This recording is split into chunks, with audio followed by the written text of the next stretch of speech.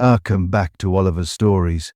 Tonight, I am going to tell you about a small country on the edge of Europe that once ruled over territories stretching across 4 continents. For nearly 6 centuries, Portugal held sway from the rainforests of Brazil to the spice ports of India, from the coasts of West Africa to enclaves in China. The Portuguese Empire was the first truly global empire in history. But how did a nation of fewer than 2 million people become a colonial power with outposts thousands of miles apart? And how did that empire rise, thrive, and eventually collapse? The story of the Portuguese Empire does not begin with ships at sea or spices from Asia.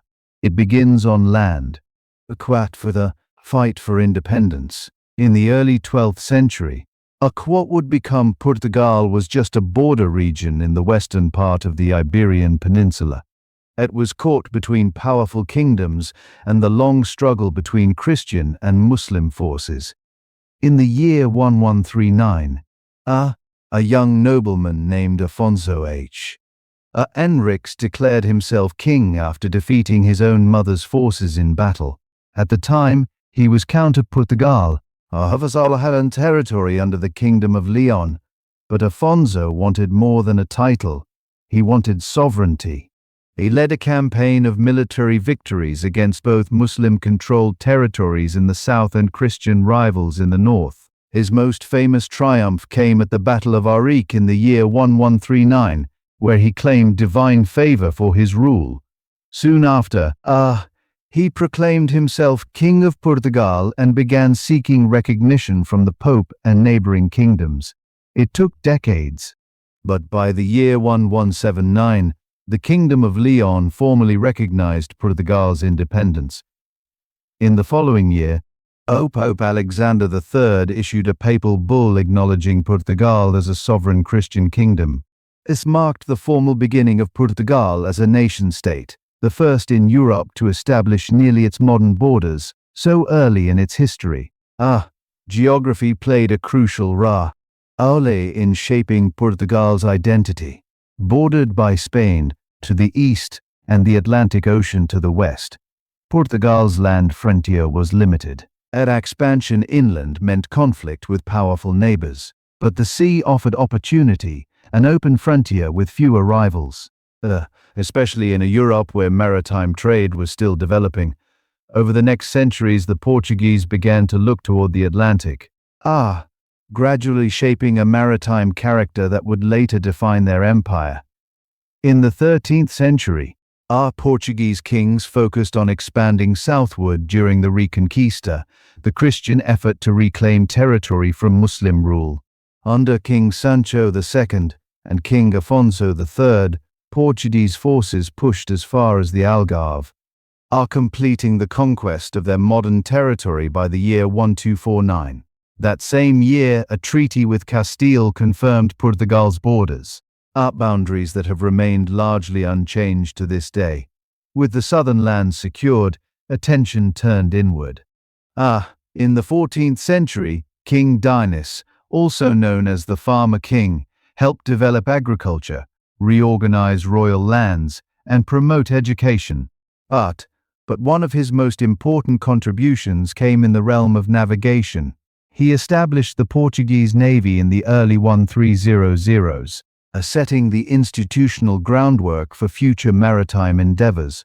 Portuguese society during this period remained largely rural and feudal. The nobility held vast lands, and the church wielded great power. But towns were growing. Lisbon, Porto, and Coimbra began to emerge as centers of trade and governance. Merchants, artisans, and seafarers gained influence. These urban changes would later support Portugal's overseas ventures. Meanwhile, external events also shaped the Portuguese worldview. In the wider Mediterranean, Italian city-states like Venice and Genoa dominated sea trade. Muslim powers controlled much of North Africa and the vital overland routes to Asia. Northern Europe was growing economically, and, competition for trade routes increased. The Portuguese, isolated at the far western edge of Europe, began to imagine new routes beyond the traditional ones. If they could not control the land paths to the east, perhaps they could sail around them. Culturally, the Portuguese kingdom was deeply Catholic. The crusading spirit of the Reconquista blended with royal policy and national identity. Religion would later justify expansion overseas, framed not only as commerce but also as a divine mission. At this early stage, those ideas were already taking shape. However, challenges remained. The 14th century brought instability. A Black Death arrived in Portugal in the year 1348, killing perhaps a third of the population. Agriculture collapsed in many areas. Labor shortages shifted economic power, weakening the old feudal order. Social unrest grew.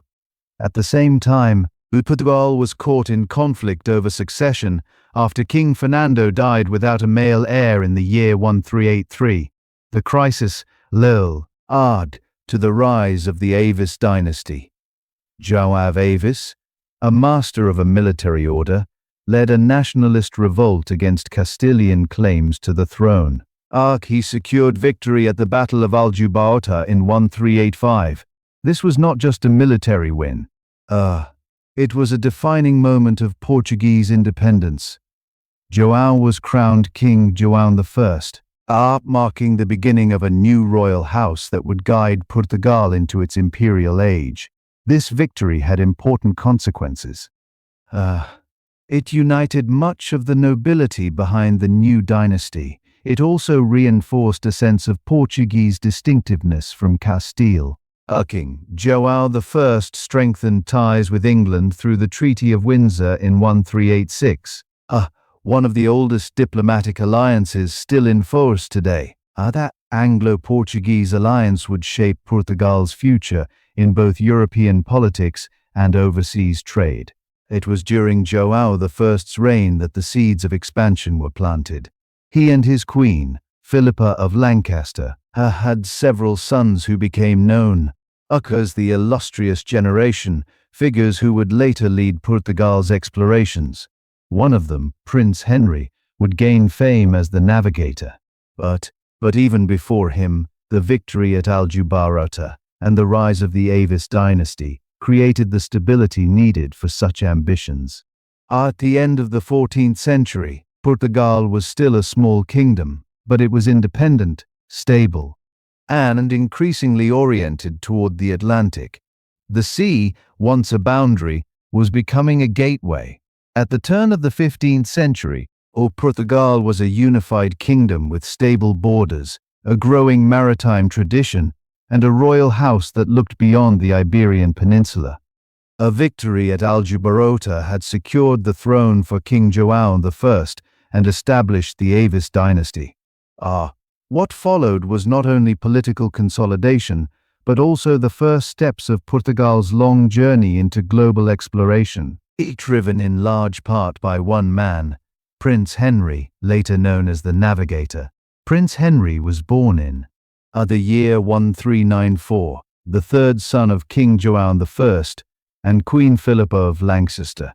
As a younger son, Henry was not expected to inherit the throne. Instead, he was given military, administrative, and spiritual roles within the kingdom. But it was his deep interest in geography, navigation, and expansion that would define his legacy. In the year 1415, Portugal launched its first overseas conquest, the capture of the North African city of Ceuta. Located on the northern coast of present-day Morocco, Ceuta had long been a strategic and commercial hub for trade between Africa and the Mediterranean world. Muslim merchants traded gold, ivory, spices, and enslaved people through Ceuta's ports. For Portugal, the conquest promised not only religious glory but access to wealth. Prince Henry played a key role in organizing the expedition to Ceuta. Though the long-term value of the city proved limited, it did not grant direct control over the trans-Saharan trade routes. It marked a turning point. Portugal had projected power beyond its borders. Ceuta was the first foothold in what would become a maritime empire. Following Ceuta, our friend Henry settled in Sagres in the Algarve region of southern Portugal. Though the legendary school of Sagres may not have been a formal institution, there is little doubt that Henry gathered experts, navigators, map makers, shipbuilders, and astronomers to advance Portugal's knowledge of the seas. These efforts coincided with improvements in nautical technology. The Portuguese refined the caravel, a small but highly maneuverable sailing ship that could tack against the wind and handle long ocean voyages. Combined with advances in cartography and the adoption of instruments like the astrolabe and compass, our Portuguese mariners could now venture farther into the Atlantic and down the West African coast than any Europeans before them. Prince Henry's ambition was to reach the sources of gold and other riches he believed lay far to the south, beyond the Muslim territories that had long blocked overland access. He also had a strong religious motive, the hope of finding Christian allies, perhaps even the mythical Prester John, to support a renewed crusade against Islam. Beginning in the 1420s, Portuguese ships began a slow, methodical exploration of the West African coast. The early voyages were cautious and limited in scope. Sailors feared the unknown. Superstitions about sea monsters and boiling waters still lingered. But over the years, Portuguese navigators pushed further. In 1434, they reached Cape Bojador, a headland once considered impassable. A successful rounding of Cape Bojador in 1435 by Gil Aines shattered old fears and opened the door to further exploration. With each new expedition, the Portuguese charted coastlines, established contact with African societies, and began to acquire goods. Primarily gold and enslaved people. By the 1440s, Portuguese ships reached as far as the Senegal River and the Gambia. In 1444, they reached Cape Verde. These voyages were sponsored or encouraged by Prince Henry, who continued to fund exploration until his death in 1460. It is important to recognize that from the beginning, exploration was tied to exploitation. The Portuguese were not simply mapping coastlines. They were engaging in commerce, including the emerging Atlantic slave trade. In the 1440s, the Portuguese began capturing or purchasing enslaved Africans and transporting them to Lisbon. The first public slave auction took place in the city around 1444. This laid the foundation for a transatlantic system of slavery that would expand dramatically in later centuries. Prince Henry himself profited from this trade, while his image as the navigator has often been romanticized. But modern historians emphasize that his motivations were mixed: religious, economic, political, and personal. What is clear is that under his direction, Portugal became the first European state to consistently explore and exploit the Atlantic, and African coasts. Alongside African exploration, the Portuguese began settling Atlantic islands. Madeira was discovered around the year 1419 and began to be colonized in the 1420s. Azores followed in the 1430s. These islands, uninhabited at the time, became testing grounds for plantation agriculture, particularly sugarcane. The Portuguese imported enslaved labor from Africa to work these plantations, a model that would later be expanded in Brazil and the Caribbean. The colonization of Madeira and the Azores was also important for strategic reasons. These islands provided naval bases and stopover points for ships traveling between Europe and Africa. They also deepened Portugal's experience with managing overseas territories, a skill that would become vital in the coming centuries. By the time of Prince Henry's death in 1460, the foundations of the Portuguese maritime empire had been laid. Portuguese sailors had mapped much of the West African coast. They had established trade in gold, ivory, and enslaved people. They had colonized key Atlantic islands and built a growing body of navigational knowledge. Yet at the time of his death, much remained unknown. The southern tip of Africa had not yet been reached. India and the east remained distant and inaccessible by sea, but the direction was clear. Prince Henry had opened a new chapter in Portuguese history, one focused not on the Iberian Peninsula, but on the wider world. His efforts would be taken up by future kings and explorers. In the years following Prince Henry's death, Portuguese exploration did not slow. On the contrary, it accelerated. The dream of reaching India by sailing around Africa became a national project, driven by a mix of commercial ambition, religious zeal, and geopolitical necessity. The overland routes to Asia were still dominated by Islamic powers and Italian merchants. Portugal, isolated on the edge of Europe, sought to carve its own path to the riches of the East. King Afonso V, who ruled from the year 1438 to 1481, continued to sponsor expeditions down the African coast. Under his reign, Portuguese navigators reached the Gulf of Guinea and established trade with local African kingdoms. These early missions returned with gold dust, ivory, pepper, and enslaved people. But the deeper goal, finding the sea route to India, remained elusive. In 1471, a significant figure emerged. Fernão Gomes, a Lisbon merchant, leased the rights to explore parts of the African coast in exchange for promises of discovery and tribute. His private expeditions reached what is now modern Ghana, encountering the rich gold trade of the Akan people. A Portuguese named the area the Gold Coast, and it became one of their first profitable commercial zones in Africa.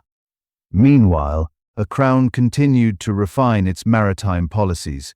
King João II, who began his reign in the year 1481, took a more direct and aggressive approach. Known as the Perfect Prince, João was determined to assert royal control over exploration and to complete the route to India. One of João's first acts was to reform navigation and mapping. He gathered new information from returning sailors and commissioned better charts. He also promoted the use of padrones, oak stone markers placed by Portuguese navigators along the African coast to claim territory and record their presence. In the year 1488, a breakthrough came. Bartolomeu Dias, a Portuguese nobleman and experienced navigator, was tasked with leading an expedition to push beyond the known southern limits of Africa. He sailed with 3 ships, following the West African coast, and then heading further south than any previous voyage. Dias's fleet encountered severe storms and was blown far out to sea. When they turned back toward the coast, they discovered they had passed the southern tip of Africa. In other words, they had gone beyond the continent and were now on the eastern side. This was a monumental moment. It proved for the first time the Atlantic and Indian Oceans were connected by water, that Africa could indeed be circumnavigated. On the return journey, Dias identified the southern cape, which he named the Cape of Storms due to the dangerous weather. King João II later renamed it the Cape of Good Hope, signaling the optimism that now surrounded Portuguese exploration. A sea route to India was no longer just a dream, it was within reach. However, the journey itself was not yet complete. Dias had turned back before reaching India, and many questions remained. How far was India from the Cape? What lands lay beyond? What political powers would the Portuguese encounter? By this time, news of Portuguese achievements had reached other parts of Europe. Spain, in particular, began to respond. In the year 1492, Christopher Columbus, sailing under the Castilian flag, or reached the Americas while attempting to find a western route to Asia. This development created a sense of urgency for the Portuguese crown.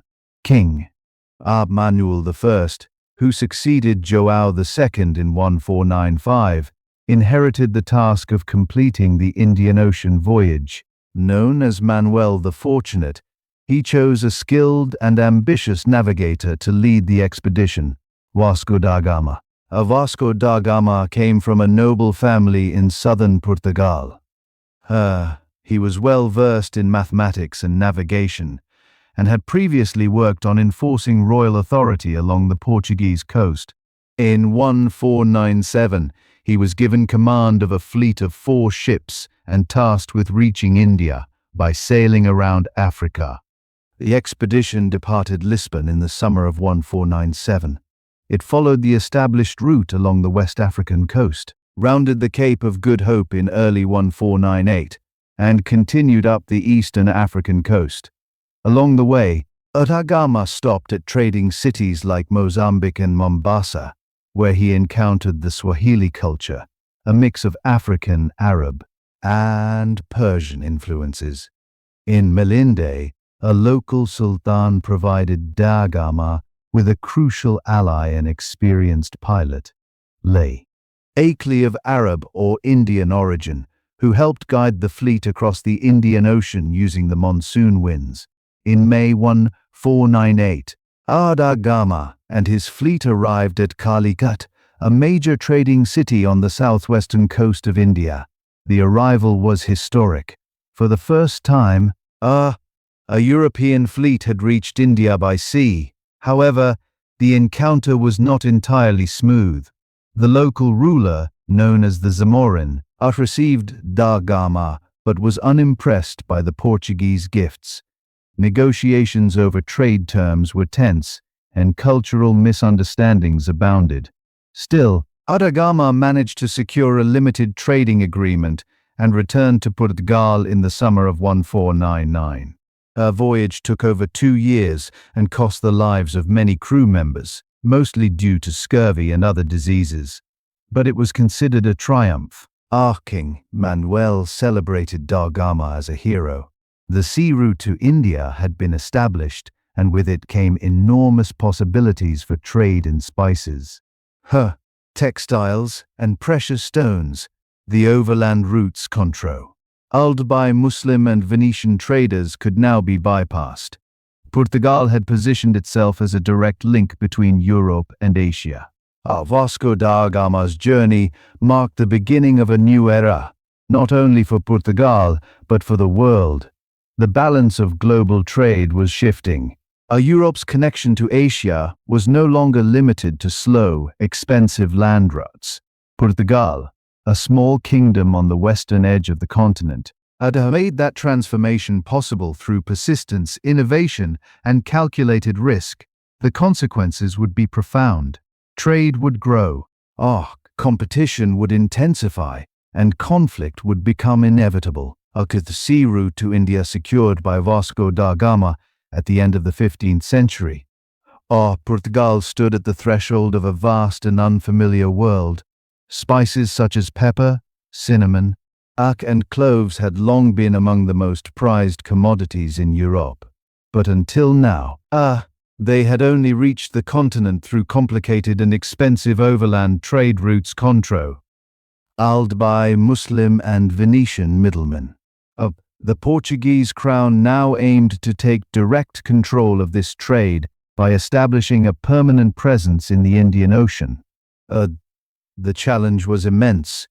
The Indian Ocean was not an empty space awaiting European entry. It was already a complex and dynamic trade zone connecting East Africa, Arab, India, Southeast Asia, and China.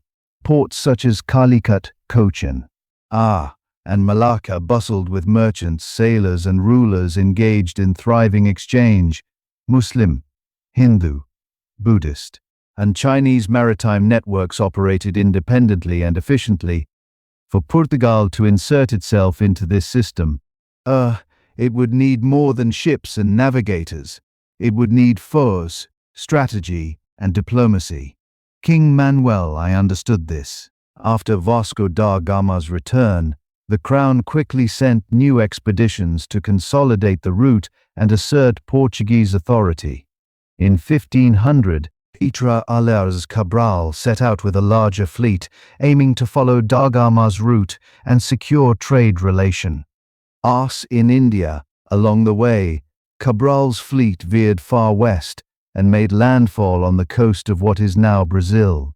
A discovery that would later become central to Portugal's empire in the Americas. However, his main mission was in the east, reaching Calicut. Cabral attempted to negotiate trade agreements, but tensions quickly escalated between the Portuguese and the local Muslim merchant community. Violence broke out. Several Portuguese traders were killed, and Cabral retaliated by bombarding the city from the sea. Failing to establish peace in Calicut, he moved on to Cochin, where he found a more favorable political environment and established Portugal's first permanent foothold in India. This initial violence signaled the nature of Portuguese expansion in the Indian Ocean. Unlike earlier maritime powers in the region, Portugal was determined not only to trade, but to dominate. This shift became even more explicit with the arrival of a new and decisive figure, Afonso de Albuquerque, entered as the second governor of Portuguese India in the early 16th century. Albuquerque was a military strategist and a bold thinker. He believed that Portugal could not rely on diplomacy alone. Instead, he argued, it must seize key ports, control choke points, and construct a naval empire capable of enforcing a monopoly on the spice trade. His plan was to transform the Portuguese presence in Asia from a series of trading posts into a centralized and armed imperial system. What would later be known as the Estado da Índia. In 1511, Albuquerque led a successful assault on the port city of Goa, then under the control of the Bijapur Sultanate. Strategically located on the western coast of India, Goa had access to inland markets and served as a key node in regional trade. Albuquerque made it the capital of Portuguese India. He expelled local Muslim elites, encouraged the settlement of Portuguese families, and established Christian churches and schools. Goa would remain the center of Portuguese rule in India for over 4 centuries. Following the conquest of Goa, Albuquerque turned his attention to the choke points of the Indian Ocean. In 1511, he seized Malacca, a vital port on the Malay Peninsula that controlled access to the Spice Islands and the South China Sea. A capture of Malacca gave Portugal access to the heart of Southeast Asian trade and a platform for reaching the Moluccas, the legendary Spice Islands of present-day Indonesia. Albuquerque also sought to control the entrance to the Persian Gulf and the Red Sea. In 1512, he attempted to seize the island of Hormuz at the mouth of the Persian Gulf. Though initially unsuccessful, he eventually captured it in 1515, allowing Portugal to monitor and disrupt trade between Persia and India. His final goal, controlling the Red Sea and reaching the Holy Land, remained out of reach, but his strategic vision left a lasting legacy. The Estado da Índia was not a territorial empire in the modern sense. Portugal did not conquer large inland areas. Instead, it focused on controlling key coastal cities and sea routes. Forts were built in Cochin, Goa, Malacca, and Hormuz. Naval patrols enforced taxes and trade restrictions. Local rulers were sometimes coerced into vassalage and at other times bribed or negotiated with. Akitsaya's officials established a system of cartazes, permits that all ships in the region were required to carry. Without one, a merchant vessel could be seized or sunk. This maritime licensing system helped Portugal dominate Indian Ocean trade, at least for a time. But domination did not mean integration. The Portuguese often found themselves at odds with local customs, religions, and political systems. Their insistence on Christian proselytism, especially under the guidance of Catholic missionaries, sometimes led to resistance. Our cultural and linguistic misunderstandings complicated diplomacy. Portuguese attempts to monopolize trade also created new enemies, particularly among Muslim trade, and rising regional powers such as the Ottoman Empire. Still, the short-term rewards were immense. Spices, silks, gems, and other luxuries flowed back to Lisbon. The crown grew wealthy, and Portugal's position in Europe rose. King Manuel I adopted the grand title Lord of the Conquest, Navigation, and Commerce of Ethiopia, Arab, Persia, and India. Lisbon became one of Europe's busiest ports, filled with exotic goods and foreign envoys. The Portuguese Empire was now undeniably global. Yet this rapid expansion also carried risks. Maintaining distant outposts strained the crown's resources. Corruption and mismanagement spread through the ranks of colonial officials. Many Portuguese soldiers and sailors died from disease, poor conditions, or local conflicts. And although Portugal controlled certain ports and trade lanes, it could not govern the vast territories beyond them. Even so, the Estado da Índia represented a bold and largely successful experiment in maritime empire. It was a first sustained European effort to control trade in the Indian Ocean by force. It connected Portugal directly to India, Southeast Asia, and the Persian Gulf, and it laid the foundation for further expansion into East Asia. By the early 16th century, Portugal had established itself as the dominant European maritime power in the Indian Ocean. The capture of ports such as Goa, Malacca, and Hormuz had laid the foundations for the Estado da Índia. Yet, Portuguese ambitions did not stop at the Indian subcontinent or the Malay Peninsula. The next phase of expansion aimed even farther east toward the rich and powerful civilizations of East Asia. Portuguese mariners, merchants, and missionaries were drawn by tales of immense wealth: silks from China, silver from Japan, and spices from the fabled islands of the South Seas. Much of this knowledge came from Arab traders and Asian intermediaries. Now, with a foothold in Malacca, the Portuguese had a launch point for their eastward advance into uncharted waters.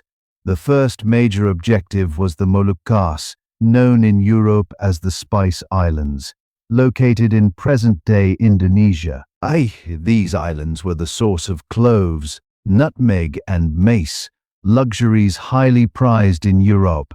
In 1511, even before the full conquest of Malacca, Portuguese expeditions began moving toward the Moluccas. The competition for these islands would later draw in other European powers, but Portugal was the first to arrive. Portuguese ships reached the Banda Islands and Ternate by the 1520s. In these remote but economically vital regions, they negotiated directly with local rulers, built small forts, and attempted to monopolize the spice trade. Although Portuguese power was limited by distance and resistance from rival sultanates, they managed to maintain a fragile influence through naval superiority and selective alliances. Meanwhile, attention turned to the vast empire of China.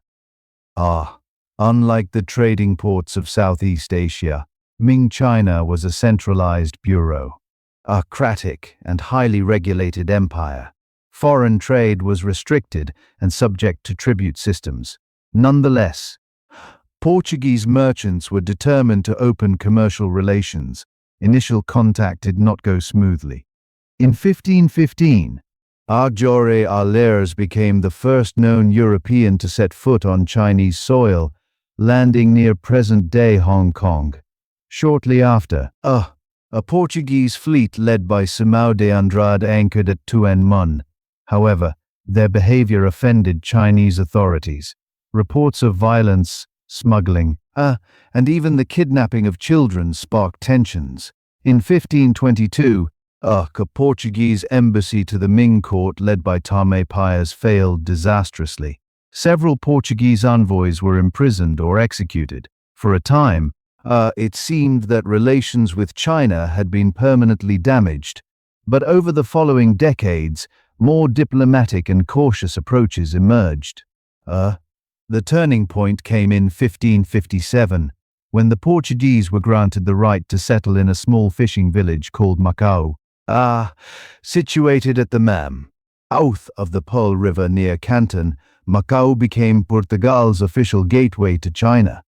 Macau was unique in the Portuguese Empire. It was not taken by force but leased through negotiation. The Portuguese paid rent to Chinese authorities and were allowed to build churches, warehouses, and schools.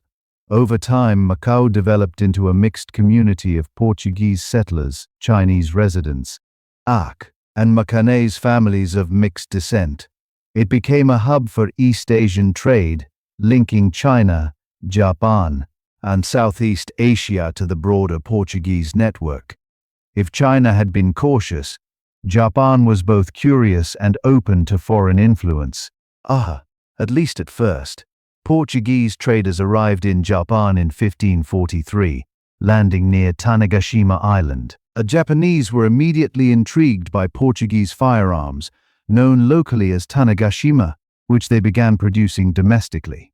The introduction of European gunpowder weapons had a noticeable impact on the ongoing civil conflicts within Japan, known as the Sengoku period.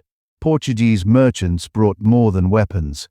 They introduced new trade goods such as silk from China, wool textiles from Europe, and silver from the Americas.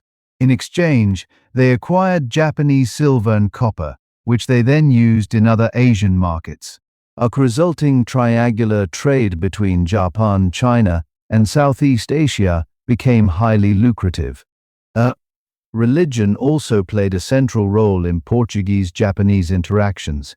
In 1549, a Jesuit missionary, Francis Xavier, arrived in Japan. Backed by the Catholic Church and the Portuguese crown, Xavier preached Christianity in several Japanese domains. He was received with interest and hospitality by local lords, especially in the southern regions of Kyushu. In the following decades, Jesuit missions expanded rapidly. Thousands of Japanese were baptized. Some daimyo, regional warlords, converted and allowed churches to be built in their territories. The Jesuits adapted their methods to local customs, learned the Japanese language, and sometimes dressed in traditional robes to avoid alarming their hosts. However, this period of openness would not last forever. By the end of the 16th century, political unification under leaders such as Toyotomi Hideyoshi and Tokugawa Ieyasu led to greater suspicion of foreign influence. The hours of centralized authority brought new controls over religious activity and trade.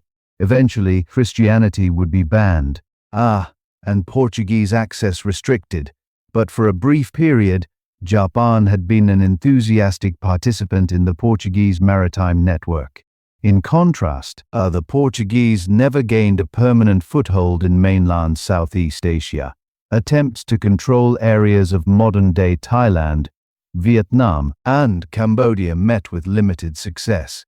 While trade contacts and missionary efforts existed, powerful local kingdoms and complex political landscapes made domination impossible.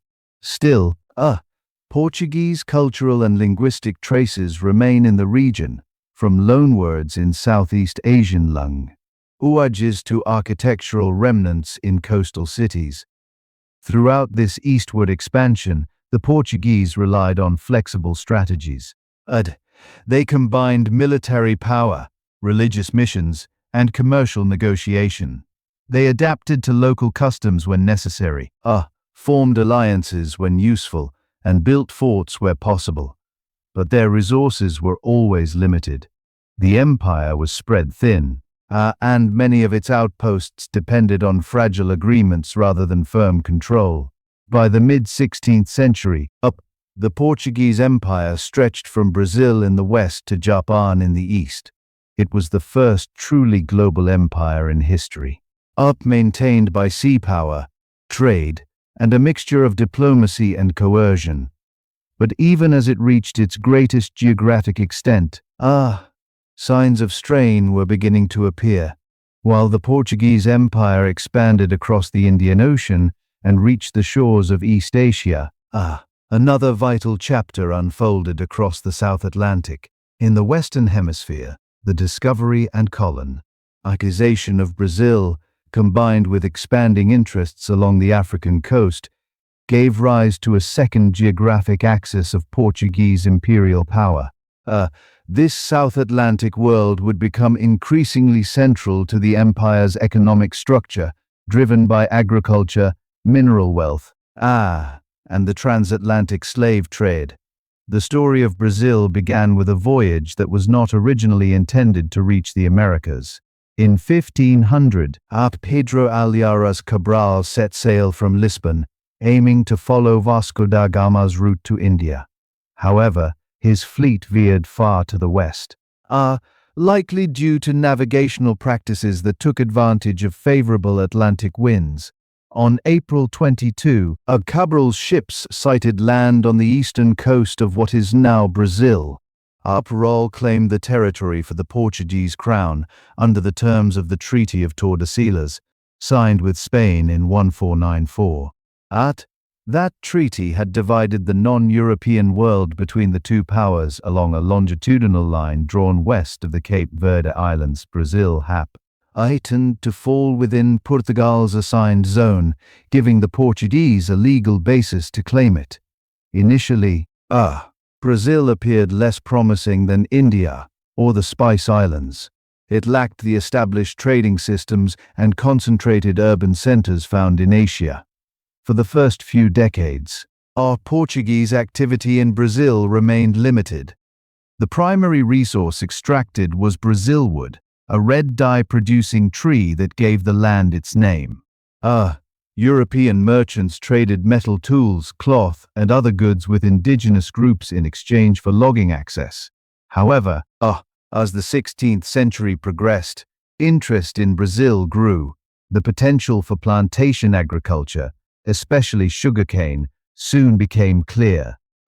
Sugar had already proven profitable on the Atlantic islands of Madeira and São Tomé, and now Brazil's vast coastline, fertile land, a tropical climate offered even greater possibilities. By the 1530s, the Portuguese crown began to formalize its presence. King João III introduced a system of hereditary captaincies, dividing Brazil into strips of land granted to noblemen or entrepreneurs responsible for colonizing and defending them. A system had mixed results. Many captaincies failed due to poor planning, resistance from indigenous peoples, and lack of resources. But some, such as Pernambuco and São Vicente, succeeded, especially with the rise of sugar plantations. In 1549, the Portuguese crown established the first centralized colonial government in Brazil, naming Tomé de Souza as Governor-General. He founded the city of Salvador, which became the colonial capital. Forts, churches, and missions followed. With official support, colonization accelerated, and the economic importance of Brazil steadily increased. As sugar production expanded, so did the demand for labor. Initially, the Portuguese attempted to enslave indigenous peoples. Some were captured in raids, while others were coerced through alliances or manipulated into labor through missionary influence. But the scale of resistance, high mortality rates from European diseases, and logistical challenges soon pushed the colonists to seek alternative sources of labor.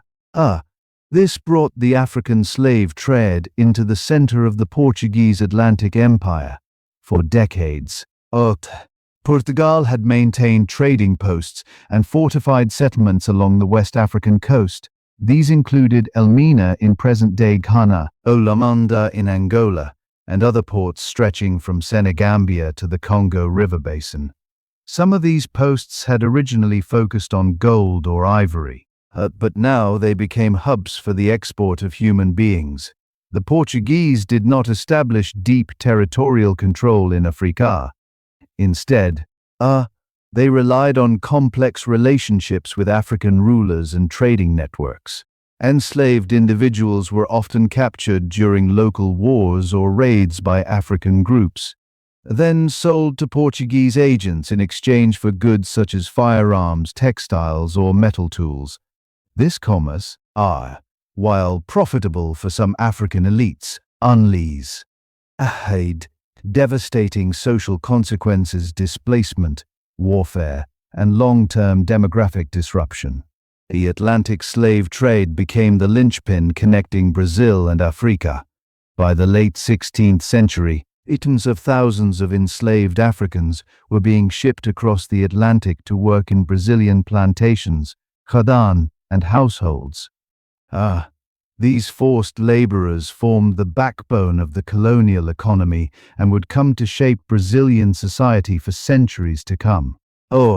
Despite the brutality of the system, African cultural influence persisted and spread in Brazil.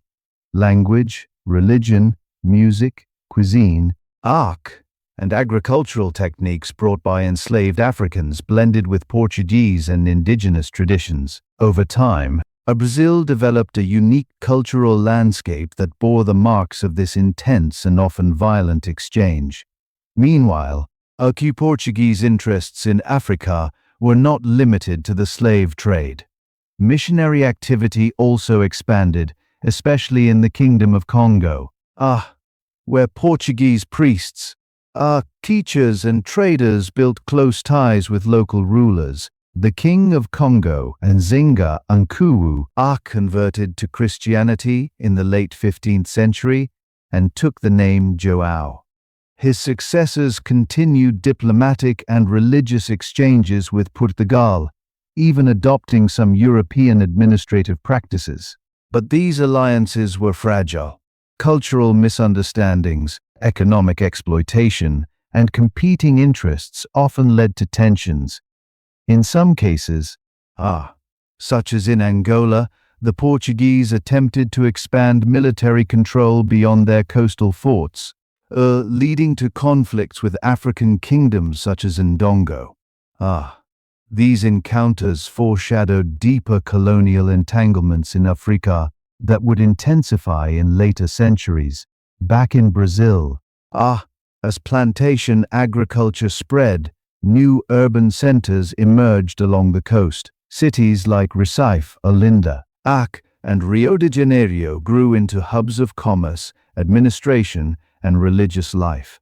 The Jesuits, who had played an active role in Portuguese missions in Asia, earned their attention to the Americas. They founded schools and churches, sought to convert indigenous peoples, and sometimes clashed with settlers over the treatment of native communities. By the end of the 16th century, Brazil had surpassed the Asian territories in economic importance to Portugal. Its sugar exports fueled European markets, while African labor supplied the manpower. The South Atlantic had become a vital imperial corridor, tying together different continents, cultures, and economies under Portuguese rule. However, this growing prosperity attracted the attention of rivals.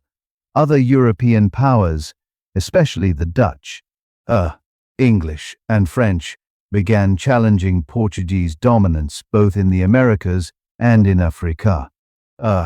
These external pressures would soon test the limits of Portugal's global empire.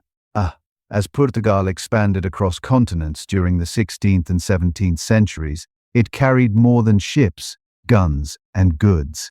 It carried a worldview shaped by Catholicism. Religion was no merely a private belief system. It was embedded in the fabric of the Portuguese state, and served as a powerful tool of imperial governance. The spread of Christianity, particularly Catholicism, became deeply intertwined with Portuguese colonization. Missionaries moved alongside soldiers and merchants, bringing with them not only spiritual teachings, but also European customs, education systems, and cultural assumptions. The roots of this religious drive lay in Portugal's own Mediterranean past. The nation had been born out of the Christian reconquista of the Iberian Peninsula. From its earliest days, the Portuguese monarchy maintained close ties with the church. By the time of overseas expansion, a religious motivation was already part of the national narrative. Kings spoke of spreading the faith to new lands as a divine mission. And papal approval reinforced these ambitions. In the early stages of empire, the church's role was informal. Chaplains accompanied explorers and settlers to provide religious services. But soon, formal missionary orders became central actors in imperial life. Among them, the Society of Jesus, the Jesuits, played the most prominent role. Founded in 1534 by Ignatius of Loyola and approved by the Pope in 1540. The Jesuits quickly became the intellectual and missionary arm of the Catholic Counter-Reformation. By the mid-16th century, Jesuits had spread throughout the Portuguese Empire. In India, they established schools and missions in Goa, which had become both the administrative and spiritual capital of Portuguese Asia. The Jesuit college at St. Paul's in Goa became a major center for education and theological training, attracting students from across the region. Jesuit priests learned local languages, translated Christian texts, and sought to engage with Hindu and Muslim communities through dialogue and conversion. One of the most famous missionaries of this period was Francis Xavier, a co-founder of the Society of Jesus. Sent by King João IIIX, Xavier arrived in Goa in 1542. He traveled widely across the empire, preaching in India, the Moluccas, and even Japan. Known for his tireless energy and simple message, he baptized thousands and helped lay the groundwork for Christian communities that would persist in Asia long after his death in 1552. Xavier's mission to Japan marked one of the most remarkable episodes in the history of Portuguese religious expansion. Unlike India, Japan had no prior exposure to Christianity. Yet within a few decades of Portuguese contact, entire communities had converted. And some daimyo even became Christian patrons. The Jesuits adapted their teachings to Japanese culture, presenting Christianity in a way that appealed to local elites. Churches were built, schools opened, and Japanese language catechisms printed. This early success, however, also provoked suspicion. Japanese rulers, especially during the unification efforts of the late 16th century, began to view Christianity as a threat to political stability. The presence of foreign missionaries and the loyalty of converts to a distant religious authority raised concerns. By the early 17th century, persecution intensified. Churches were destroyed, missionaries expelled, and Japanese Christian forced underground. A once vibrant Christian community entered a long period of secrecy and survival.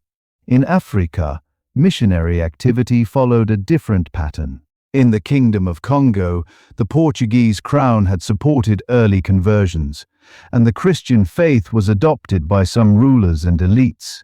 The local clergy initially relied on Portuguese priests, but soon African-born clergy emerged, blending Christian teachings with indigenous practices. This produced a unique form of African Christianity shaped by local interpretations and resilience.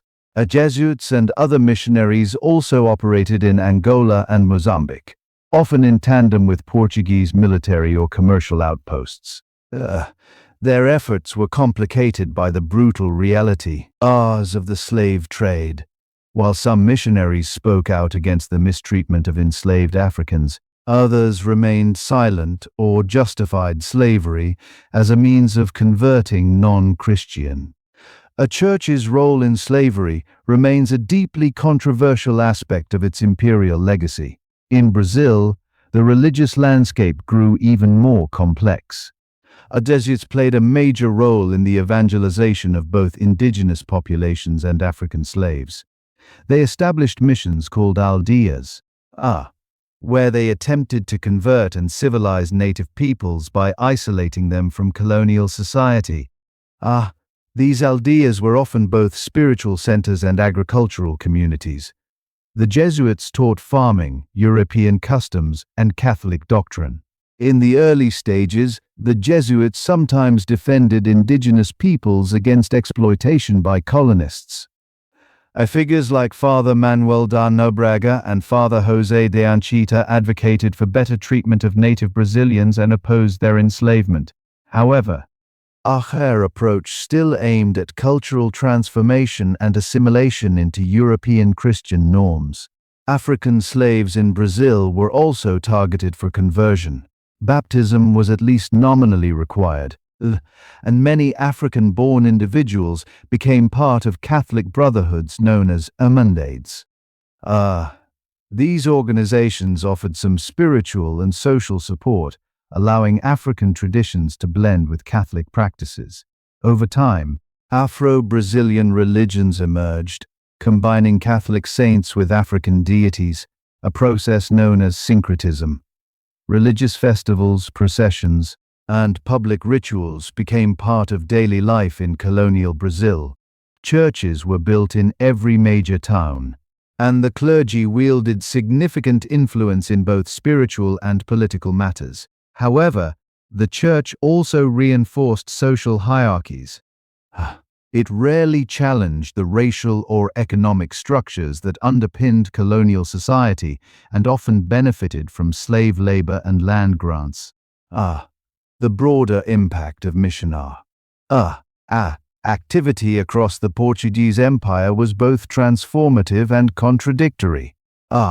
Christianity spread widely and became deeply rooted in some communities. Education and literacy improved, and new cultural forms emerged through the blending of traditions, but the imposition of religious norms also led to the erosion of indigenous beliefs, a suppression of cultural practices, and collaboration with imperial domination. By the 17th century, a religion was fully institutionalized within the imperial system. A crown controlled appointments to key ecclesiastical positions under a system known as the Padrado Real, or royal patronage. This gave the monarchy direct influence over the church in overseas territories. Bishops and priests often served dual roles as spiritual leaders and representatives of royal authority. Tensions between the missionary orders and colonial officials were not uncommon. The Jesuits, in particular, sometimes clashed with settlers over the treatment of indigenous labor and the enforcement of Christian morality. In some regions, they acted almost like a parallel government, especially where colonial administration was weak. Despite these tensions, the alliance between the cross and the crown remained central to Portuguese imperial ideology. A missionary work was used to justify conquest and colonization, to discipline colonial populations, and to build cultural cohesion across a sprawling empire. As the 17th century unfolded, however, the Portuguese grip on its empire would be tested not by religious dissent, but by external threats and internal crises. As the 16th century neared its end, the Portuguese Empire was vast, wealthy, and stretched across 4 continents. Yet beneath the surface of success, it was also vulnerable. The empire depended on long and fragile supply lines, a small population, and increasing competition from other European powers. Internally, political instability would soon expose these weaknesses. The crisis began with the entry of King Sebastião in 1578. Young and inexperienced, Sebastião had launched a disastrous military expedition to Morocco in an attempt to revive the crusading spirit and expand Portuguese influence in Africa. The campaign ended in failure at the Battle of Alcácer, where the Portuguese army was crushed by Moroccan forces. And Sebastião disappeared, likely killed in battle, though no body was recovered. His death, without an heir, plunged the kingdom into a succession crisis. The absence of a direct successor led to a short and unstable reign by Sebastião's great-uncle, Cardinal Henriques, who himself died 2 years later in 1580. With no clear heir, multiple claimants emerged.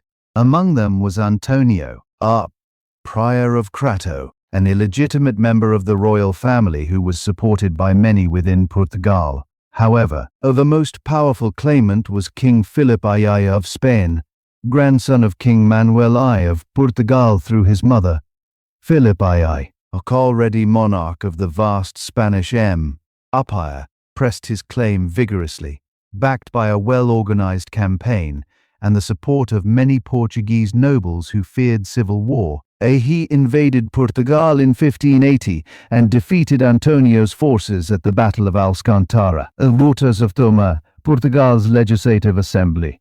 8 recognized Philip as King Philip I of Portugal in 1581 under specific conditions. These conditions were intended to protect Portuguese autonomy. They guaranteed that Portugal would remain a separate kingdom with its own laws, a currency, and colonial administration. Portuguese positions in the empire were to be reserved for Portuguese subjects, and Lisbon would continue as the capital. In theory, the two crowns were united under a single monarch, but the two empires were to remain distinct.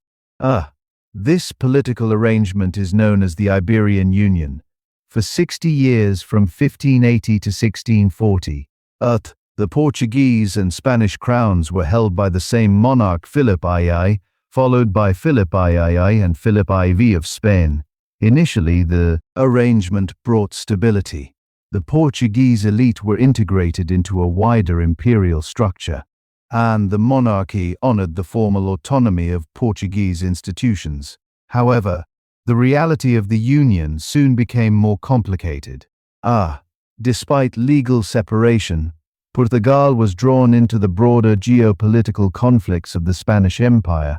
The most damaging consequence came from Spain's long-standing rivalry with the Dutch Republic. In the early 17th century, the Dutch, having declared independence from Spain, launched naval and commercial campaigns to seize overseas territories. Portugal, now tied to Spain, became a target. Dutch forces captured key Portuguese possessions across the globe. They seized parts of Brazil, including Pernambuco and Recife. They challenged Portuguese dominance in West Africa, taking Elmina and Luanda. In Asia, they expelled the Portuguese from several locations, including Malacca and parts of the Spice Islands. The loss of these territories had devastating effects on Portuguese trade. The Dutch East India Company, formed in 1602, quickly replaced the Portuguese as the dominant European power in the Indian Ocean. Portuguese merchants struggled to defend their interests against better-funded and more aggressive Dutch competitors. Meanwhile, within Portugal itself, resentment towards Spanish rule began to grow. Many Portuguese felt that their interests were being subordinated to those of Madrid. Key offices once reserved for Portuguese were increasingly occupied by Spaniards. Economic decline, rising taxes, and military losses deepened dissatisfaction. By the 1630s, the situation had become untenable. Portugal's autonomy was being eroded, and the empire was shrinking. The final straw came during the Catalan revolt in Spain. When the Spanish monarchy demanded greater resources and military support from Portugal, the Portuguese nobility, already disillusioned, began to organize resistance. On deck. Member 1. 1640, a group of Portuguese conspirators staged a coup in Lisbon. They arrested the Spanish governor and declared João, Duke of Braganza, as King João I of Portugal. The revolution was swift and largely bloodless in Lisbon, though conflict continued in other parts of the country and empire. The new king belonged to the House of Braganza, a noble family with legitimate dynastic claims. His ascension marked the end of the Iberian Union and the beginning of a new Portuguese dynasty. However, independence had to be defended. Spain refused to recognize the Restoration and launched military campaigns to reclaim Portugal. What followed was the Restoration War, a prolonged conflict that lasted until 1668. Portugal received limited international support, notably from France and England, both of whom had reasons to weaken Spain. Despite the odds, Portuguese forces managed to repel several Spanish invasions and maintain control of their territory. The war also extended to the colonies. In Brazil, loyalist forces fought to reclaim areas occupied by the Dutch. In Africa and Asia, Portuguese agents tried to recover lost ground and re-establish trade networks. While not all territories were regained, Braganza monarchy succeeded in restoring a significant portion of the empire's structure. The Iberian Union had a mixed legacy. On one hand, it brought temporary stability and linked Portugal to the largest empire in Europe. On the other, it exposed the fragility of Portuguese autonomy and led to the loss of strategic territories. A period highlighted how global empires could not be easily unified without consequence. For the Portuguese, it served as a painful reminder that their empire, though global, was not invulnerable. Following the restoration of independence, Portugal entered a new phase of imperial rebuilding. A restoration of Portuguese independence in 1640 marked a turning point in the history of the empire. While the Braganza monarchy reasserted national sovereignty after 6 decades of union with Spain, the global empire Portugal had once dominated was now under severe pressure. Throughout the 17th century, 2 rising maritime powers, the Dutch Republic and England, mounted aggressive challenges to Portuguese colonial authority across the Atlantic, Indian, and Pacific Oceans. The Dutch threat had already begun during the Iberian Union, when Portuguese and Spanish interests were merged under the Spanish crown. The Dutch, then in rebellion against Spanish rule during the 80 Years' War, treated Portuguese territories as legitimate targets. Although Portugal and the Netherlands had no original quarrel, the union with Spain entangled Portuguese trade networks in Spain's wider conflicts. In 1602, the Dutch founded the Verenigde Oost-Indische Company, or Dutch East India Company. This powerful chartered company combined private capital with state support and military force. Its goal was not only to profit from Asian trade, but to dominate. The Dutch quickly recognized that breaking Portuguese control in the Indian Ocean would open lucrative markets for their own merchants. One of the first major Dutch victories came with the seizure of Malacca in 1641. The strategic port, previously conquered by the Portuguese in the early 16th century, was critical for accessing the Spice Islands. Its fall dealt a symbolic and practical blow to Portuguese prestige in Southeast Asia.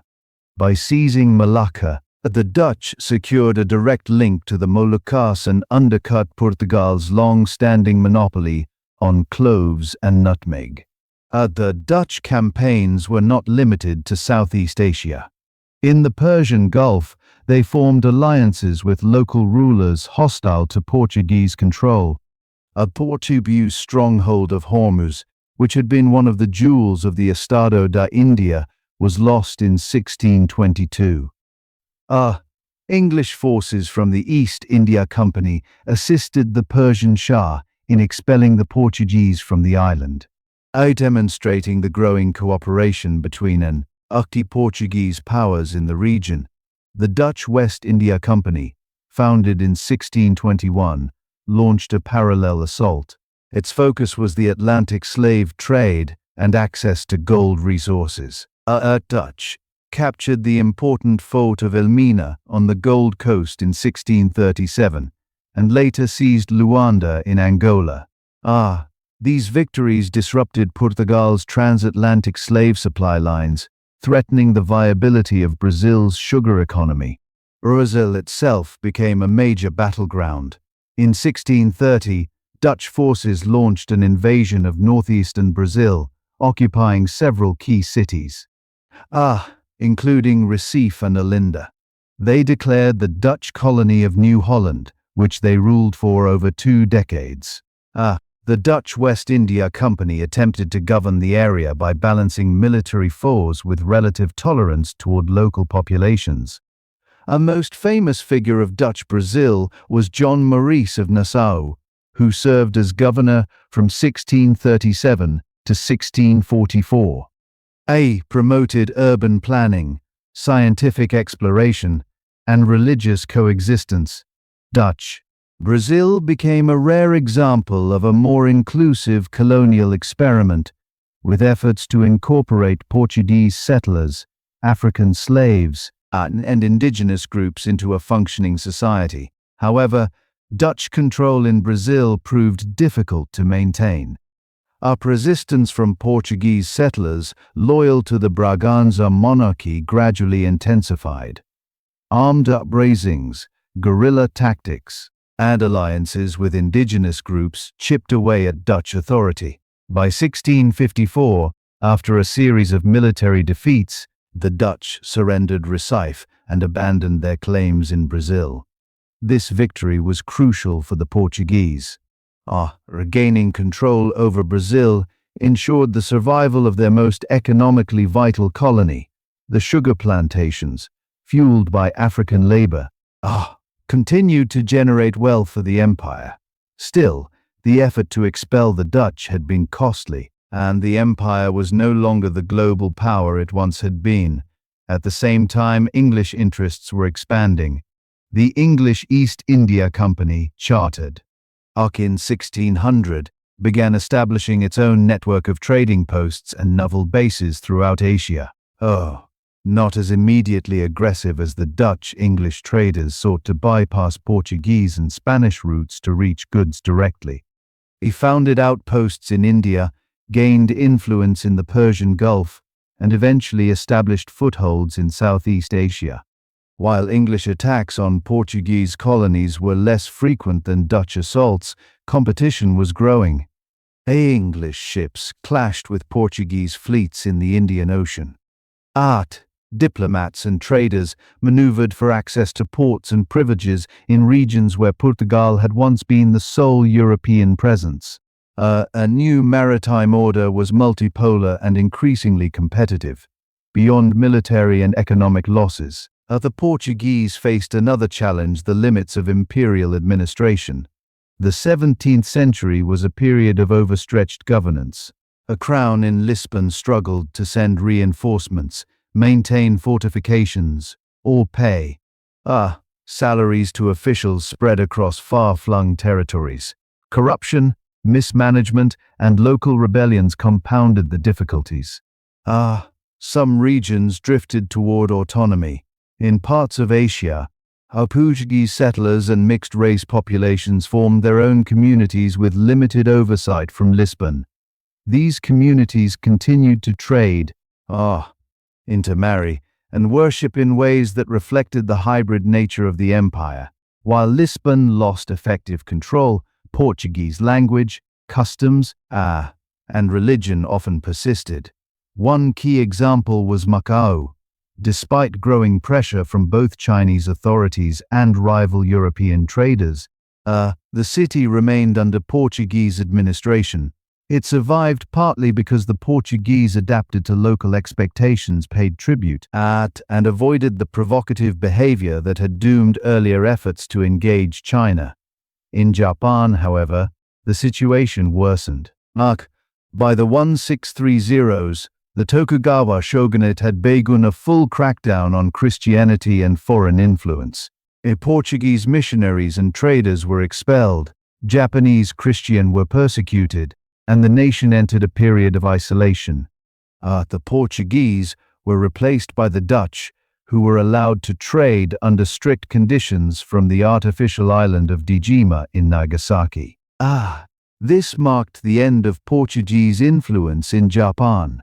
In the Americas, Portuguese Brazil increasingly operated as the central pillar of the empire.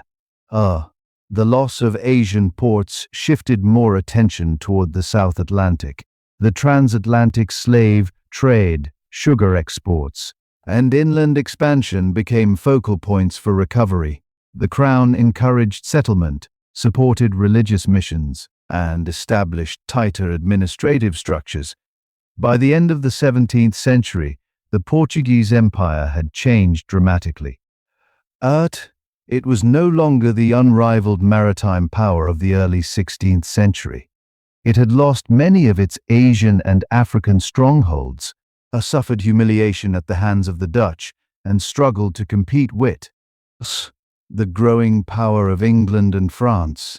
Yet it had also survived the recapture of Brazil, continued control of Angola and Mozambique, and the persistence of cultural and religious influence across its former territories allowed Portugal to retain a global presence.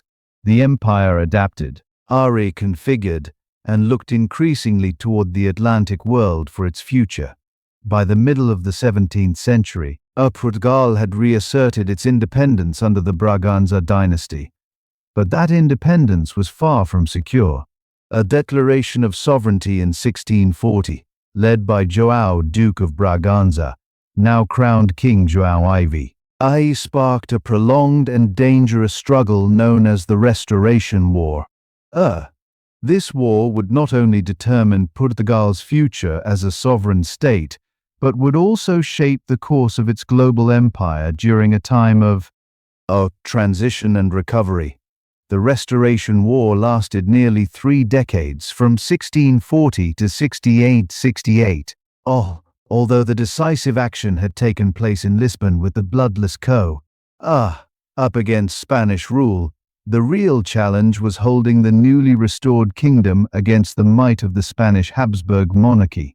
Spain under King Philip IV refused to recognize João's claim to the throne, and was determined to reassert control over Portugal and its overseas possessions. Despite the looming threat, the Portuguese people rallied behind their new monarch. The Braganza claim was supported not only by traditional aristocrats, but also by merchants, clergy, and common citizens who had grown resentful of Spanish dominance. João IV acted swiftly. He created a council of war, reformed the army, and sought foreign alliances. Recognizing that Portugal could not win the war alone, he looked abroad for support. The international context proved favorable. Spain was already embroiled in multiple conflicts across Europe, including the 30 Years' War, which drained its resources and divided its attention. France, a major rival of Spain, provided diplomatic and financial support.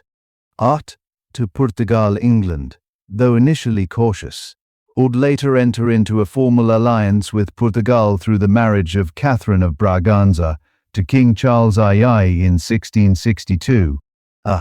That alliance gave Portugal a powerful political ally at a critical moment. When the war itself consisted of periodic skirmishes and large-scale battles along the Iberian frontier.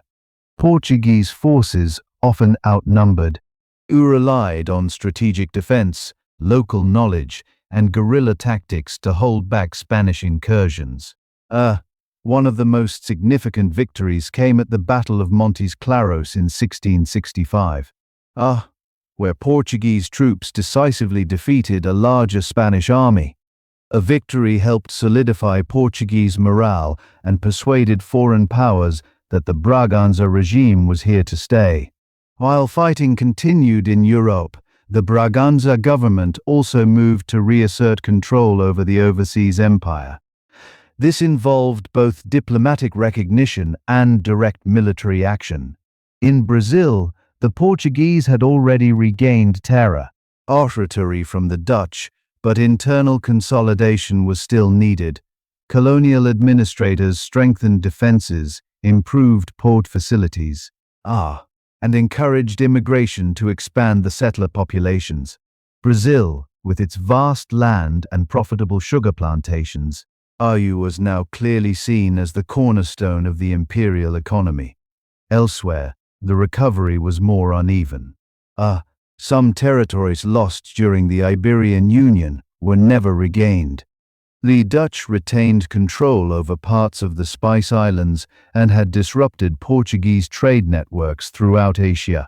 In Africa, several forts had fallen, and the Portuguese struggled to recover former influence. Still, the empire held together, and Portuguese sovereignty was gradually reasserted in key regions like Angola, Mozambique, and Macau. One of the central challenges facing the Braganza monarchy was administrative reform. The 17th century revealed just how fragile and overstretched Portugal's global system had become. Communication between Lisbon and distant colonies could take many months.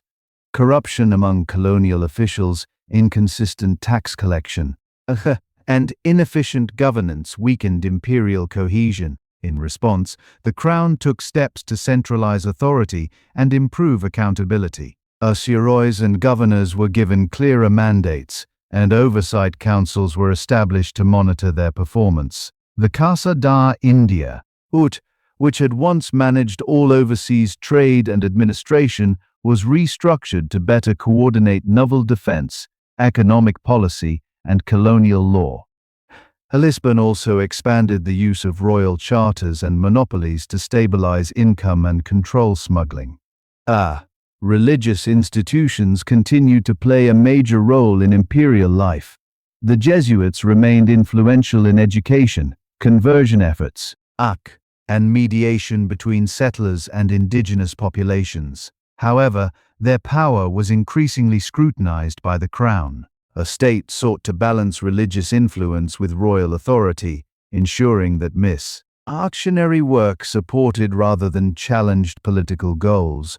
Meanwhile, cultural and intellectual life in Portugal began to reflect a renewed sense of national pride. Literature, art, and religious devotions celebrated the Braganza dynasty and the resilience of the Portuguese people. Writers chronicled the heroism of soldiers and saints, while artists depicted the grandeur of the restored monarchy. A restoration of independence was framed not only as a political event, but as a divine triumph and a moral vindication of Portugal's unique identity.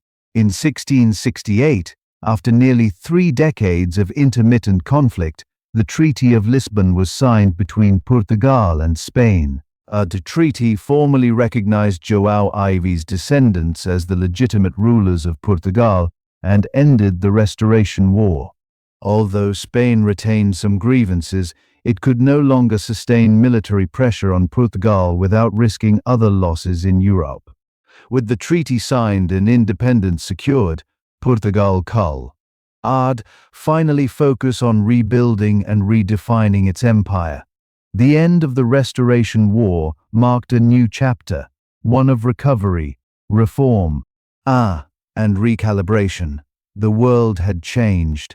The Dutch and English now challenged Portuguese trade on every front.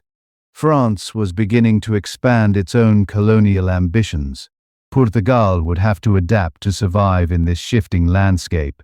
Still, the survival of the empire was no small achievement.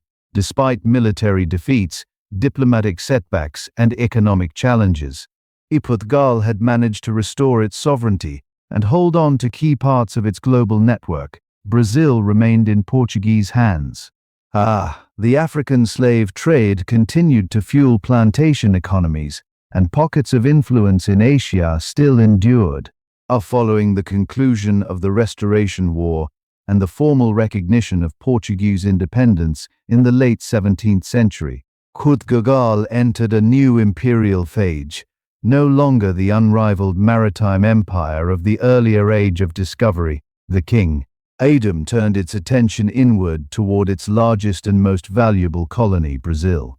Over the next century, Brazil would transform from a peripheral plantation society into the economic, demographic, and administrative center of the Portuguese Empire. At the heart of this transformation were two powerful forces: sugar and gold. Sugar production had already been the mainstay of the Brazilian economy since the 16th century. The plantation system, developed first in the Atlantic islands and later expanded in northeastern Brazil, relied heavily on African slave labor. The late 17th century, regions such as Pernambuco and Bahia were deeply entrenched in the global sugar trade. However, the profitability of sugar had begun to decline. Competition from other colonial producers, especially in the Caribbean, put pressure on prices.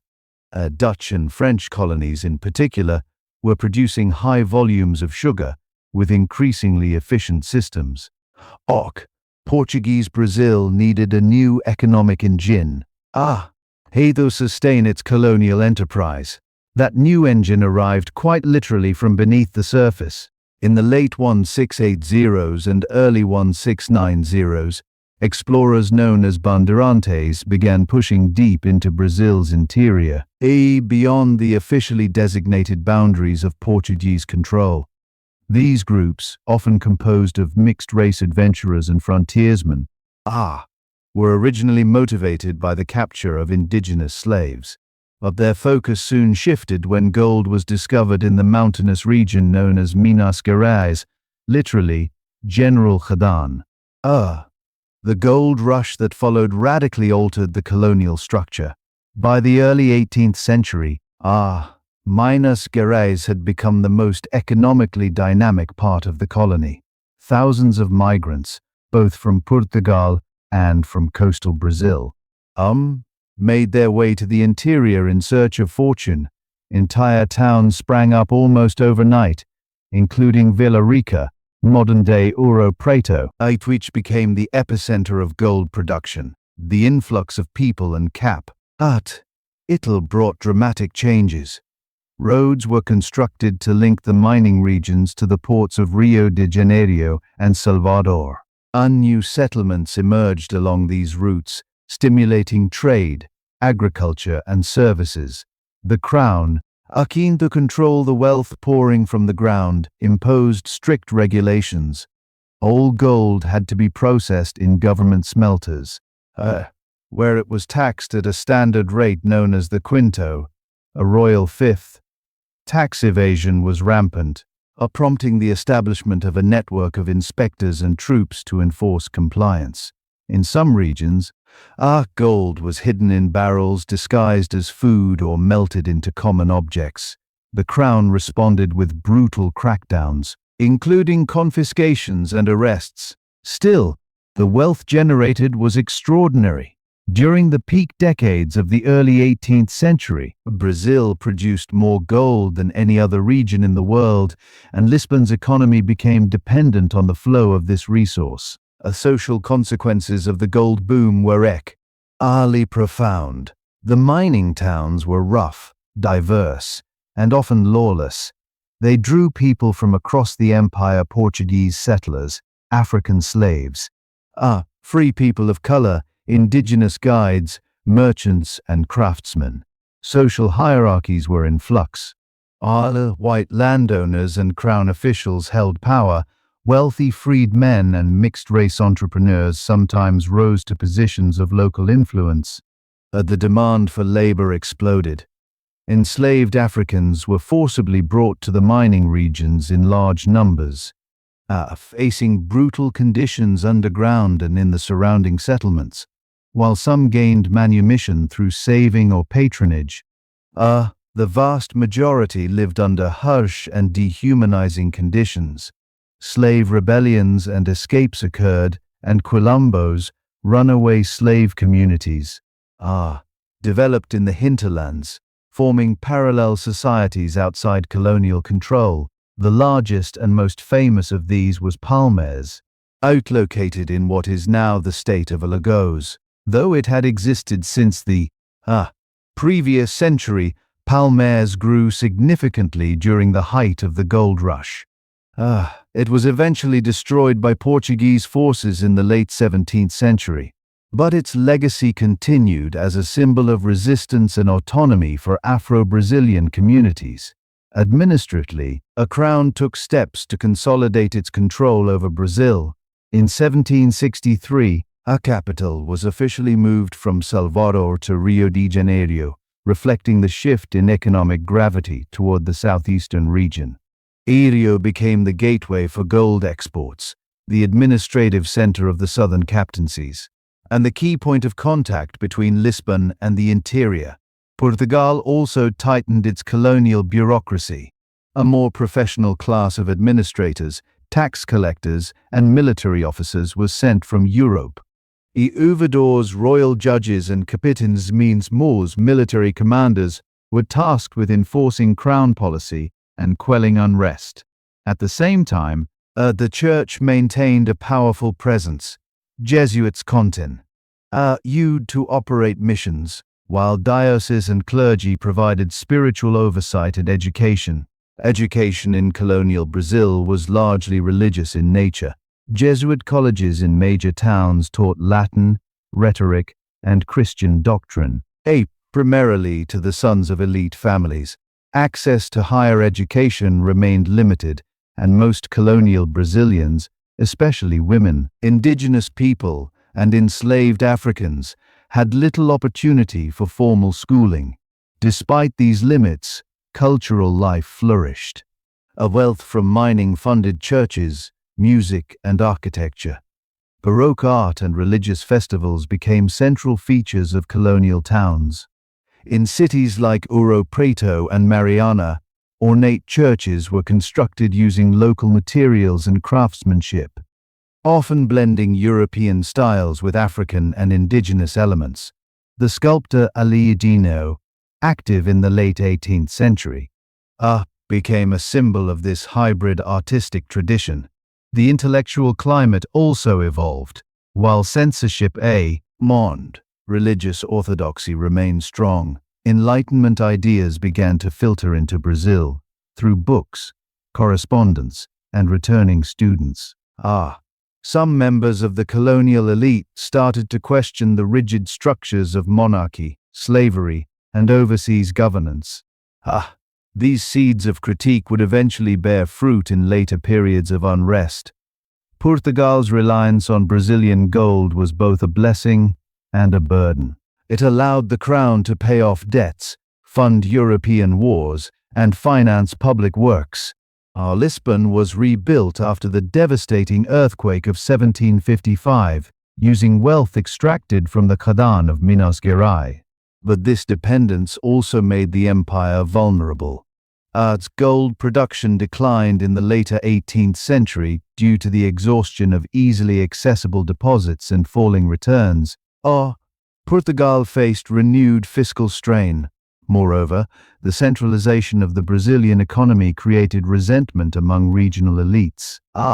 Conflicts over tax policy, trade restrictions, and political appointments grew sharper. The colonial relationship was increasingly seen as extractive, with little return to the local population. A stage was being set for new forms of resistance. By the mid-18th century, Brazil had become more than just a colony. It was the lifeblood of the Portuguese Empire. Its economy, population, and cultural development had outpaced those of Portugal's Asian holdings. And it played a dominant role in shaping imperial policy. Lisbon's fortunes rose and fell with the state of Brazil's interior. By the middle of the 18th century, the Portuguese Empire faced both opportunity and crisis. Brazil had become its economic centerpiece, enriched by gold and sugar, yet the empire remained burdened by inefficiencies, corruption, and outdated institutions. It was in this context that Sebastião José de Carvalho and Melo, better known as the Marquis of Pombal, emerged as the most powerful and transformative figure in Portuguese politics during the Enlightenment era. Born into a minor noble family in the early 18th century, Carvalho e Melo rose through the ranks of diplomacy and administration through a combination of intelligence, pragmatism, and political cunning. His career accelerated when King José I ascended to the throne in 1750, elevating Carvalho to positions of increasing authority. Within a few years, he became de facto prime minister, wielding power with unmatched influence over both domestic and colonial affairs. The defining moment that propelled Pombal into full control was the devastating Lisbon earthquake of 1755. On the morning of All Saints' Day, a massive tremor struck the capital, followed by a tsunami and widespread fires. Tens of thousands died, and much of the city was reduced to rubble. Churches collapsed during Mass, and the royal palace was destroyed. In the face of catastrophe, King José retreated from public life, and Pombal stepped forward to lead the recovery. His response to the disaster was swift and resolute. Bury the dead and feed the living, he reportedly declared. He mobilized resources, imposed martial order, and commissioned engineers and architects to rebuild Lisbon on a modern rational grid plan. The reconstructed capital featured broad boulevards, earthquake-resistant buildings, and centralized administrative facilities, reflecting Enlightenment ideals of order, symmetry, and functionality. Pombal's ambitions extended far beyond urban reconstruction.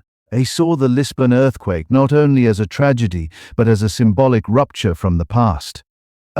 He used the crisis as justification to overhaul the monarchy, the economy, the educational system, and the colonial apparatus. In doing so, he launched a sweeping program of reform aimed at strengthening royal power, reducing the influence of the nobility and the church, modernizing the empire.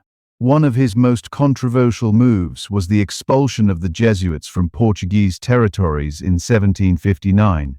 Although the Jesuits had played a central role in education and missionary work across the empire, Pombal viewed them as a threat to secular authority, accusing them of political intrigue, economic exploitation, and resistance to reform. He ordered their expulsion from Portugal and its colonies, confiscated their property, and closed their schools. In Brazil, this decision had significant consequences. Jesuit missions among indigenous peoples were dismantled, and their lands were transferred to crown control or secular authorities. While some missionaries had protected native communities from enslavement, their removal opened the door to increased exploitation by settlers and colonial officials. At the same time, Pombal imposed tighter control over Brazilian administration. He restructured the captaincies, increased tax collection, and attempted to curb smuggling and corruption.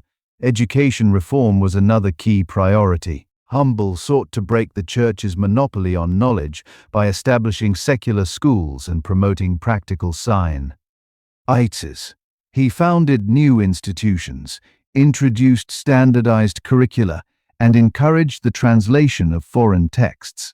The goal was to produce a class of educated bureaucrats, engineers, and administrators loyal to the crown and capable of managing the complexities of an empire. Economically, Pombal aimed to diversify and rationalize Portugal's trade. He created royal companies to regulate exports and imports, attempted to stimulate manufacturing, and sought to reduce dependence on foreign merchants. In Brazil, he encouraged new industries such as cotton, tobacco, and cattle ranching. He also tightened control over gold production, reinforcing regulations and expanding the role of state inspectors.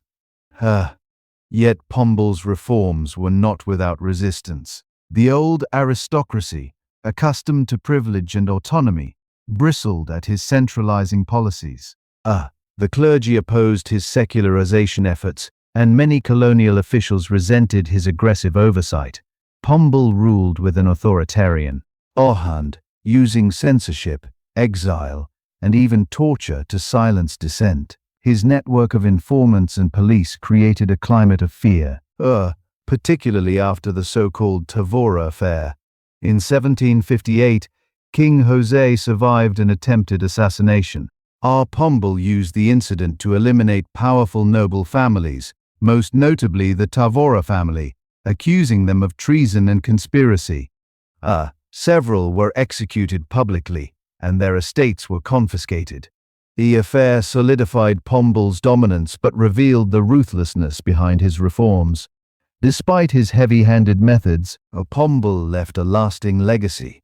His policies modernized the Portuguese state, expanded crown authority, and brought Enlightenment principles into the heart of imperial governance.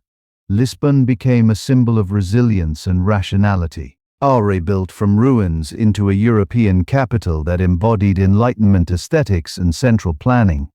In Brazil, the effects were equally far-reaching. The colony became more integrated into the imperial system, with new institutions, regulations, and infrastructure. The gold economy, while beginning to decline, was managed with greater efficiency. New economic sectors and frontier regions were opened. However, a removal of the Jesuits and the expansion of royal authority also led to greater tensions with local elites and indigenous communities. One of Pombal's more ambitious colonial experiments was the integration of the Amazon region. He promoted the colonization of the northern interior, encouraging settlement and trade along the Amazon River. New administrative divisions were created, and settlers were offered incentives to migrate. A goal was to assert Portuguese sovereignty over contested territories and to counter Spanish expansion from the west. However, a remoteness of the region and the difficulty of transport limited the full success of these plans. Pombal's era came to an end with the death of King José in 1777. His successor, Queen Maria I, distrusted Pombal dismissed him shortly after taking the throne. Some of his policies were reversed or softened, but the institutional changes he introduced endured. His reforms had strengthened the Portuguese state and redefined its empire in an age of enlightenment and economic transformation. Yet these same reforms also planted seeds of discontent. The centralization of power, the expansion of taxation, and the curtailment of traditional privileges and heritage generated resentment among colonists, merchants, and nobles. In Brazil, regional identities hardened, and calls for greater autonomy began to emerge, especially as Enlightenment ideas about liberty and governance circulated more widely. The Marquis of Pombal remains a complex figure in Portuguese history, praised as a modernizer and vilified as a despot. But there is no denying his influence. He reshaped the Portuguese Empire at a moment of crisis, bringing it into alignment with new political and intellectual currents. His legacy would echo in the decades to come, especially as revolutions began to shake the foundations of empires across the Atlantic world. As the 18th century came to a close, Portugal once again found itself caught in the path of powerful European forces beyond its control. The Napoleonic Wars, which engulfed much of the continent, shook the foundations of European monarchies and empires alike. For Portugal, these events triggered one of the most extraordinary moments in its imperial history, the relocation of the royal court to Brazil. In an era when European powers clung tightly to their colonies, Portugal made the unprecedented decision to move its seat of government across the Atlantic, temporarily transforming Brazil from a colony into the center of the empire. The initial crisis arose from Portugal's long-standing alliance with Britain.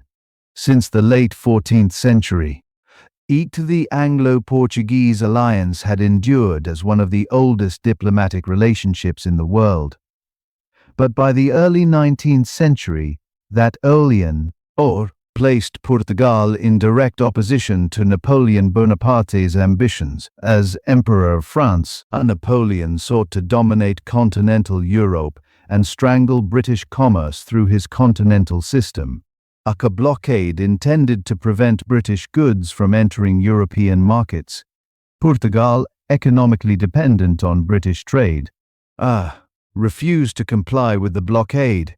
Its ports remained open to British ships, prompting Napoleon to act. In 1807, he reached an agreement with Spain to invade and divide Portugal. French troops under General Junot marched toward Lisbon, while Spanish forces prepared to occupy the southern provinces. Faced with imminent occupation and without the military strength to resist, the Portuguese royal family made a dramatic decision. With the support of the British Navy, they fled Lisbon in November of that year, embarking on a fleet of dozens of ships accompanied by thousands of courtiers, officials, soldiers, and servants.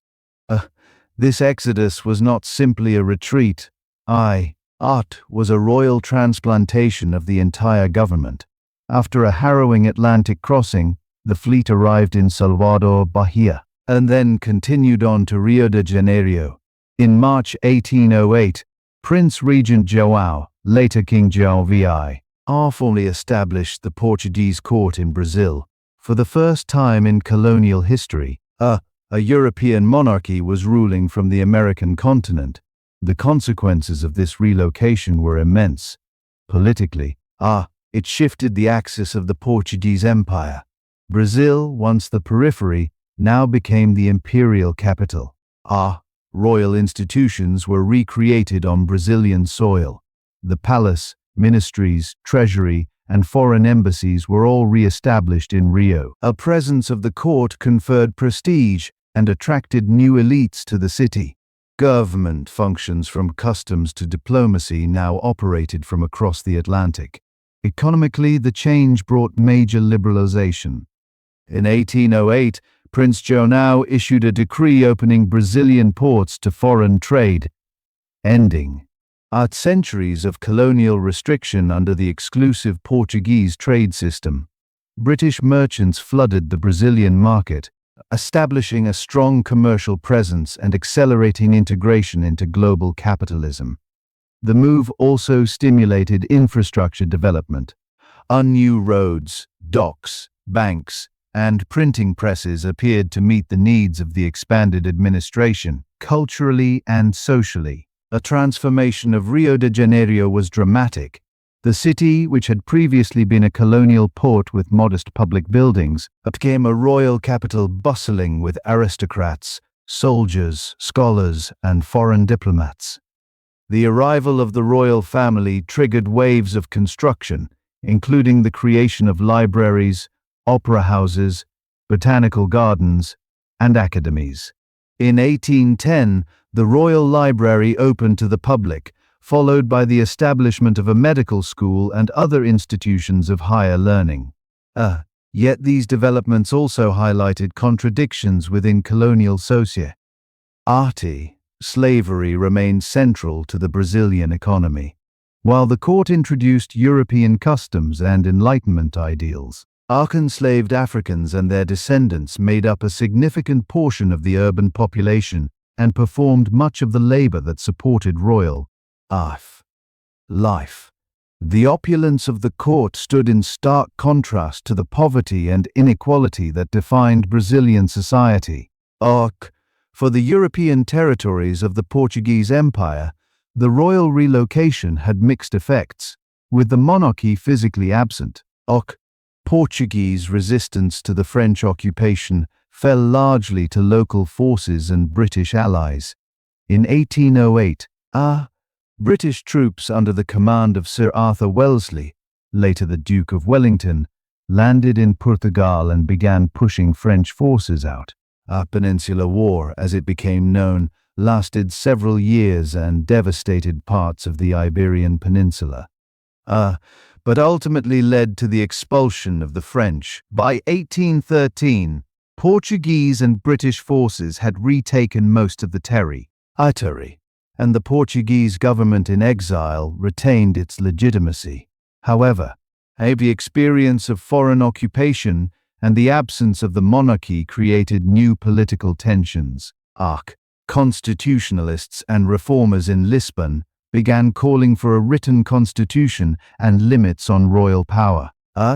These ideas echoed the broader wave of liberalism sweeping across Europe following the French Revolution and the Napoleonic era. Meanwhile, in Brazil, a prolonged presence of the court raised new expectations.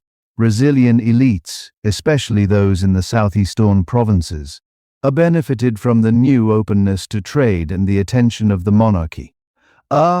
They began to see themselves not merely as colonials, but as subjects of a shared empire. Many believed that Brazil should enjoy equal status with Portugal, if not full autonomy. In 1815, in response to growing pressure, Prince João elevated Brazil to the rank of a co-equal kingdom within the newly declared United Kingdom of Portugal, Brazil, and the Algarves. This change formally ended Brazil's status as a colony and acknowledged its central role in the empire. However, it also raised a question: if Brazil was no longer a colony, should it not govern itself more directly? That question became more urgent when King João VI finally returned to Portugal in 1821. Pressured by liberal revolutionaries in Lisbon and faced with unrest in Europe, he left his son Dom Pedro as regent in Brazil. The return of the monarch to Portugal was meant to restore order and reassert traditional authority. But instead it triggered a chain of events that would lead to Brazil's independence. A relocation of the court to Brazil had reshaped the empire in ways no one had fully foreseen. It had brought unprecedented development, institutional growth, and political sophistication to the colony. It had introduced liberal economic policies and exposed Brazilians to European political debates. Most importantly, it had shown that governance could take place outside the metropole. When the king left, he did not take the empire with him. Brazil remained strong, organized, and increasingly self-aware. When King João VI returned to Portugal in 1821, he left behind more than an administrative structure in Brazil. He left behind a transformed society. During the 13 years of royal residence, Brazil had evolved from a dependent colony into a kingdom with its own political institutions, elite networks, and sense of identity. Now, with the monarch back in Lisbon, and his son Dom Pedro acting as regent, a balance between Portugal and Brazil entered a period of tension that would ultimately lead to rupture. The immediate cause of this tension lay in conflicting political visions in Portugal. The liberal revolution of 1820 had established a constitutional framework aimed at limiting royal power and centralizing the empire under the Cortes in Lisbon. The new constitution, driven by Portuguese liberals and military officers, called for the return of the King and the subordination of Brazil to Portugal's National Assembly. This move directly contradicted the elevated status that Brazil had achieved as a co-equal kingdom in 1815. From the perspective of Brazilian elites, landowners, merchants, and professionals, the reforms proposed by the Portuguese Cortes threatened their autonomy and the gains made during the royal court's residence in Rio de Janeiro. A reimposition of colonial status was not only a legal change, it implied a loss of power, economic freedom, and symbolic recognition. Many feared a return to the restrictive mercantile system and subservience to Lisbon's dictates. Dom Pedro, the Prince Regent in Brazil, found himself at the center of this constitutional struggle. Pressured by the Cortes to return to Portugal, and dissolve the Brazilian regency. He was also lobbied by Brazilian factions urging him to resist. After months of deliberation and public demonstrations in his favor, Dom Pedro made a historic choice. On January 9, 1822, he announced his decision to remain in Brazil, a moment known as the Dia do Fico, I will stay day. This act of defiance marked a point of no return. Over the following months, Dom Pedro dismissed Portuguese officials loyal to the Cortes, convened a constituent assembly in Brazil, and reorganized the military under local leadership. As tensions escalated, both sides prepared for confrontation. The Cortes continued to demand submission while Brazilian leaders increasingly pushed for full independence. On September 7, 1822, while traveling in São Paulo province, Dom Pedro received new orders from Lisbon that reinforced Portugal's intention to reassert control. In response, he reportedly drew his sword and declared Independencia ou morte, independence or death. That same day, he formally proclaimed Brazil's independence from Portugal. In December of that year, Dom Pedro was crowned Emperor Pedro Álvares of Brazil, founding a constitutional monarchy distinct from the Portuguese Aron. The new empire retained much of the political structure inherited from the earlier royal court, including a centralized administration, an imperial army, and strong executive power. However, it now operated under a Brazilian flag. With loyalty directed toward Rio de Janeiro rather than Lisbon, the Declaration of Independence was not universally embraced. In several provinces, especially in the north and northeast, Portuguese loyalist forces resisted the new imperial authority. Armed conflicts broke out in Bahia, Maranhão, Pará, and other regions, requiring military intervention by pro-independence forces. The War for Independence lasted until late 1823, with varying degrees of violence and negotiation. Eventually, most Portuguese troops surrendered or were expelled.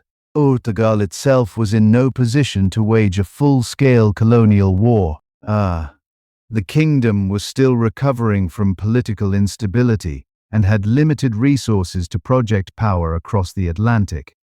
In 1825, under pressure, from Britain, Portugal formally recognized Brazil's independence in exchange for a financial settlement and diplomatic concessions. It marked the end of more than 3 centuries of Portuguese rule in South America. The loss of Brazil dealt a severe blow to the Portuguese Empire. Brazil had been its largest, richest, and most populous colony.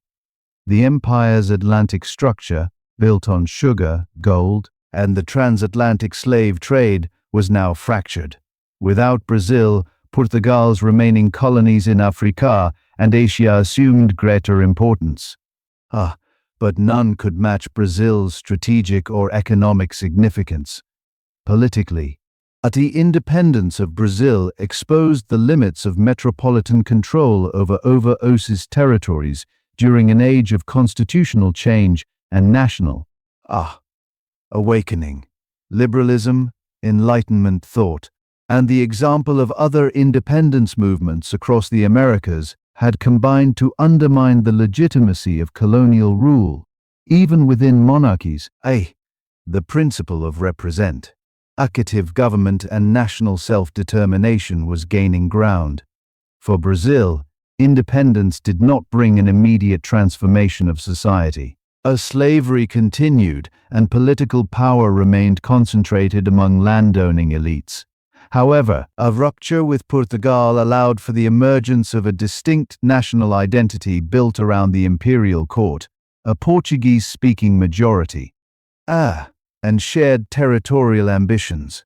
Brazil would become one of the few post-colonial states in the Americas to remain a monarchy, at least for the rest of the 19th century. In Portugal, the loss of Brazil prompted a reassessment of imperial priorities. The monarchy weakened by political division and economic hardship, turned its attention toward its African colonies, particularly Angola and Mozambique. These territories, once considered peripheral, would become central to a second wave of Portuguese imperialism in the decades to come. At the same time, the cultural and personal ties between Portugal and Brazil remained strong. Portuguese immigrants continued to settle in Brazil. Trade relations endured, and members of the royal family maintained influence on both sides of the Atlantic. The imperial breakup was political, but not a complete severance of social and economic bonds. 1. The collapse of Portugal's first global empire was not a sudden fall, but a turning point. The transition from colonial domination to independent nationhood in Brazil represented the end of an era defined by maritime expansion, of royal absolutism, and mercantile economics. What followed would be a new phase in Portuguese imperial history. One focused less on oceanic navigation and more on continental consolidation. With the loss of Brazil in the early 19th century, Portugal's first global empire had effectively come to an end. The wealth, population, and strategic influence of its South American possession had far surpassed all other colonial holdings. But Portugal was not ready to surrender its imperial ambitions. As the 19th century progressed, Lisbon began to look elsewhere for imperial revival and found its answer in Africa. For centuries, Portugal had maintained a patchwork presence along the African coast, especially in Angola and Mozambique. These territories had been involved primarily in the Atlantic slave trade and small-scale commerce. Yet, they were never fully colonized in the European sense of the word. Portuguese control remained coastal and limited in reach. The interiors were largely autonomous, ruled by African kingdoms, local leaders, or mixed populations beyond Lisbon's effective authority. That would begin to change during the last quarter of the 19th century, when a new phase of European imperialism, known as the Scramble for Africa, transformed the political geography of the continent. Driven by industrialization, competition among European powers, and a belief in the civilizing mission, countries such as Britain, France, Germany, and Belgium rapidly sought to acquire and formalize territorial claims across Africa. Portugal, though no longer a great power, feared being left behind. The monarchy and ruling elite were determined to retain international relevance and assert a legacy of discovery and expansion that dated back to the 15th century. With limited military and financial capacity, Portugal embarked on a campaign of diplomatic lobbying, exploratory missions, and administrative formalization aimed at securing large contiguous territories in Africa. One of the central ambitions of Portuguese policy during this period was to connect its two main African colonies, Angola in the west and Mozambique in the east across the interior of the continent. This vision, often referred to as the rose-colored mapa cor roa, envisioned a horizontal swath of Portuguese-controlled land stretching from the Atlantic Ocean to the Indian Ocean. Lisbon argued that centuries of presence along the coasts gave it historic rights to the hinterlands. However, this ambition collided with British plans for a north-to-south railway connecting Cairo in Egypt to Cape Town in South Africa. A British route would pass directly through the Central African territories claimed by Portugal. Tensions reached a peak in the year 1890, when Britain issued an ultimatum demanding Portugal's withdrawal from contested areas in present-day Malawi and Zambia. The Portuguese government, under pressure and lacking international support, was forced to concede. The diplomatic humiliation sparked widespread outrage in Portugal and contributed to domestic instability. Nationalists accused the monarchy of weakness, and Republican sentiment gained momentum. Although the dream of a trans-African Portuguese empire was abandoned. The episode demonstrated how Portugal's colonial aspirations had become central to its national identity, even as its resources remained limited. Following the British ultimatum, Portugal moved to consolidate what territory it still held. This marked the beginning of a more systematic effort to establish colonial rule in Angola and Mozambique. Earlier trade posts and missionary stations were transformed into administrative centers. The Portuguese began building roads, telegraph lines, and railways, though always at a much slower pace than other colonial powers. A growing number of European settlers, though never large in number, arrived to pursue agriculture and commercial opportunities. The formalization of rule also meant greater involvement in military campaigns. Many regions resisted Portuguese expansion, especially in the interiors where African politics had long maintained their independence. In Angola, resistance came from groups such as the Ombundu and the Congo. In Mozambique, the Gaza Empire under Gungun Hana mounted strong opposition.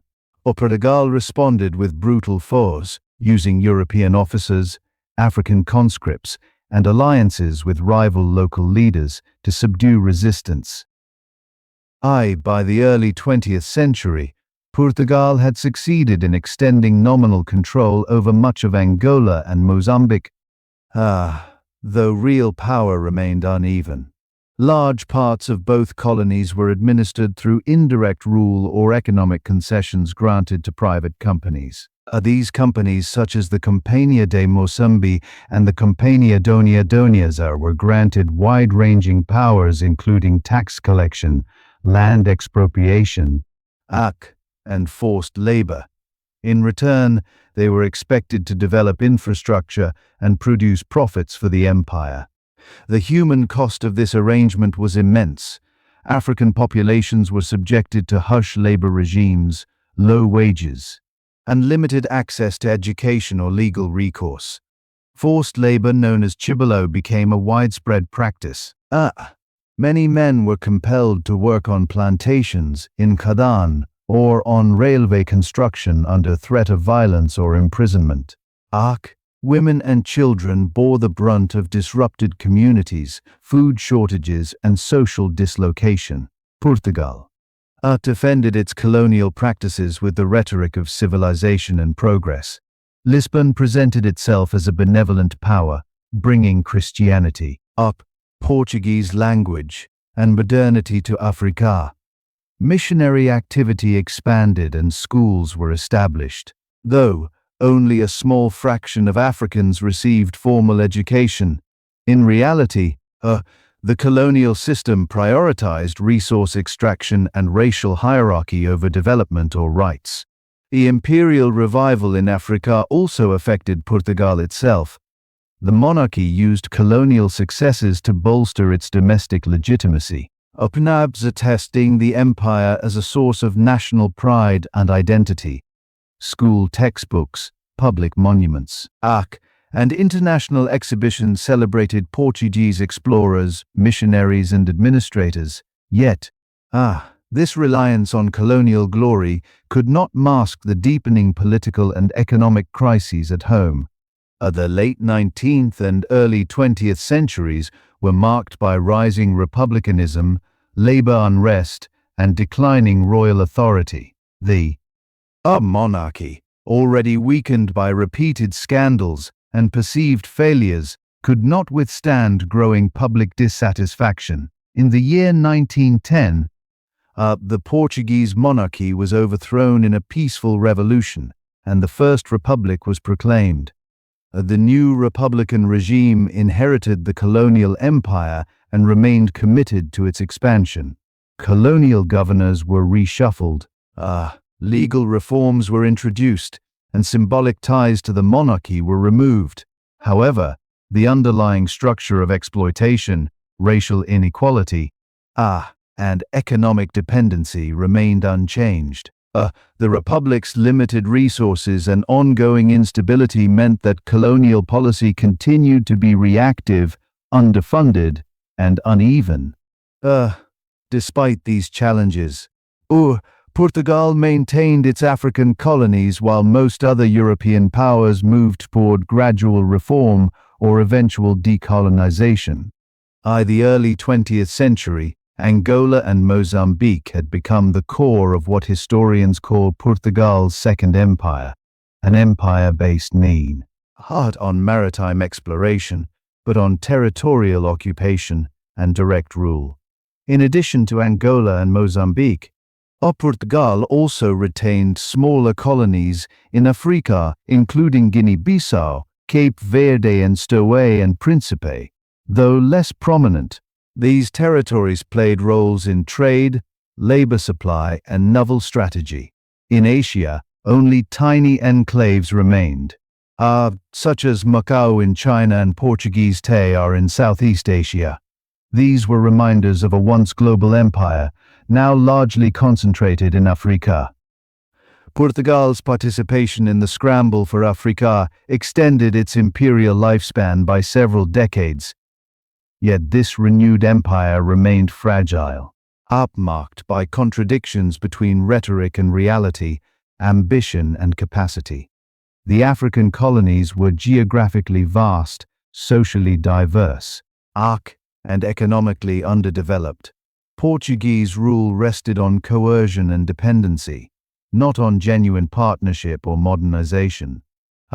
With the fall of the Portuguese monarchy in the year 1910, and the rise of the First Republic, Portugal entered a new political era at home, but the structure of its colonial empire remained largely unchanged. A new republican government promised liberal reforms, education and progress both in mainland Portugal and across the empire. However, its approach to colonial governance often reproduced the same authoritarian and exploitative patterns that had existed under royal rule. While the language of imperial legitimacy shifted from divine monarchy to national progress, the underlying logic of domination persisted.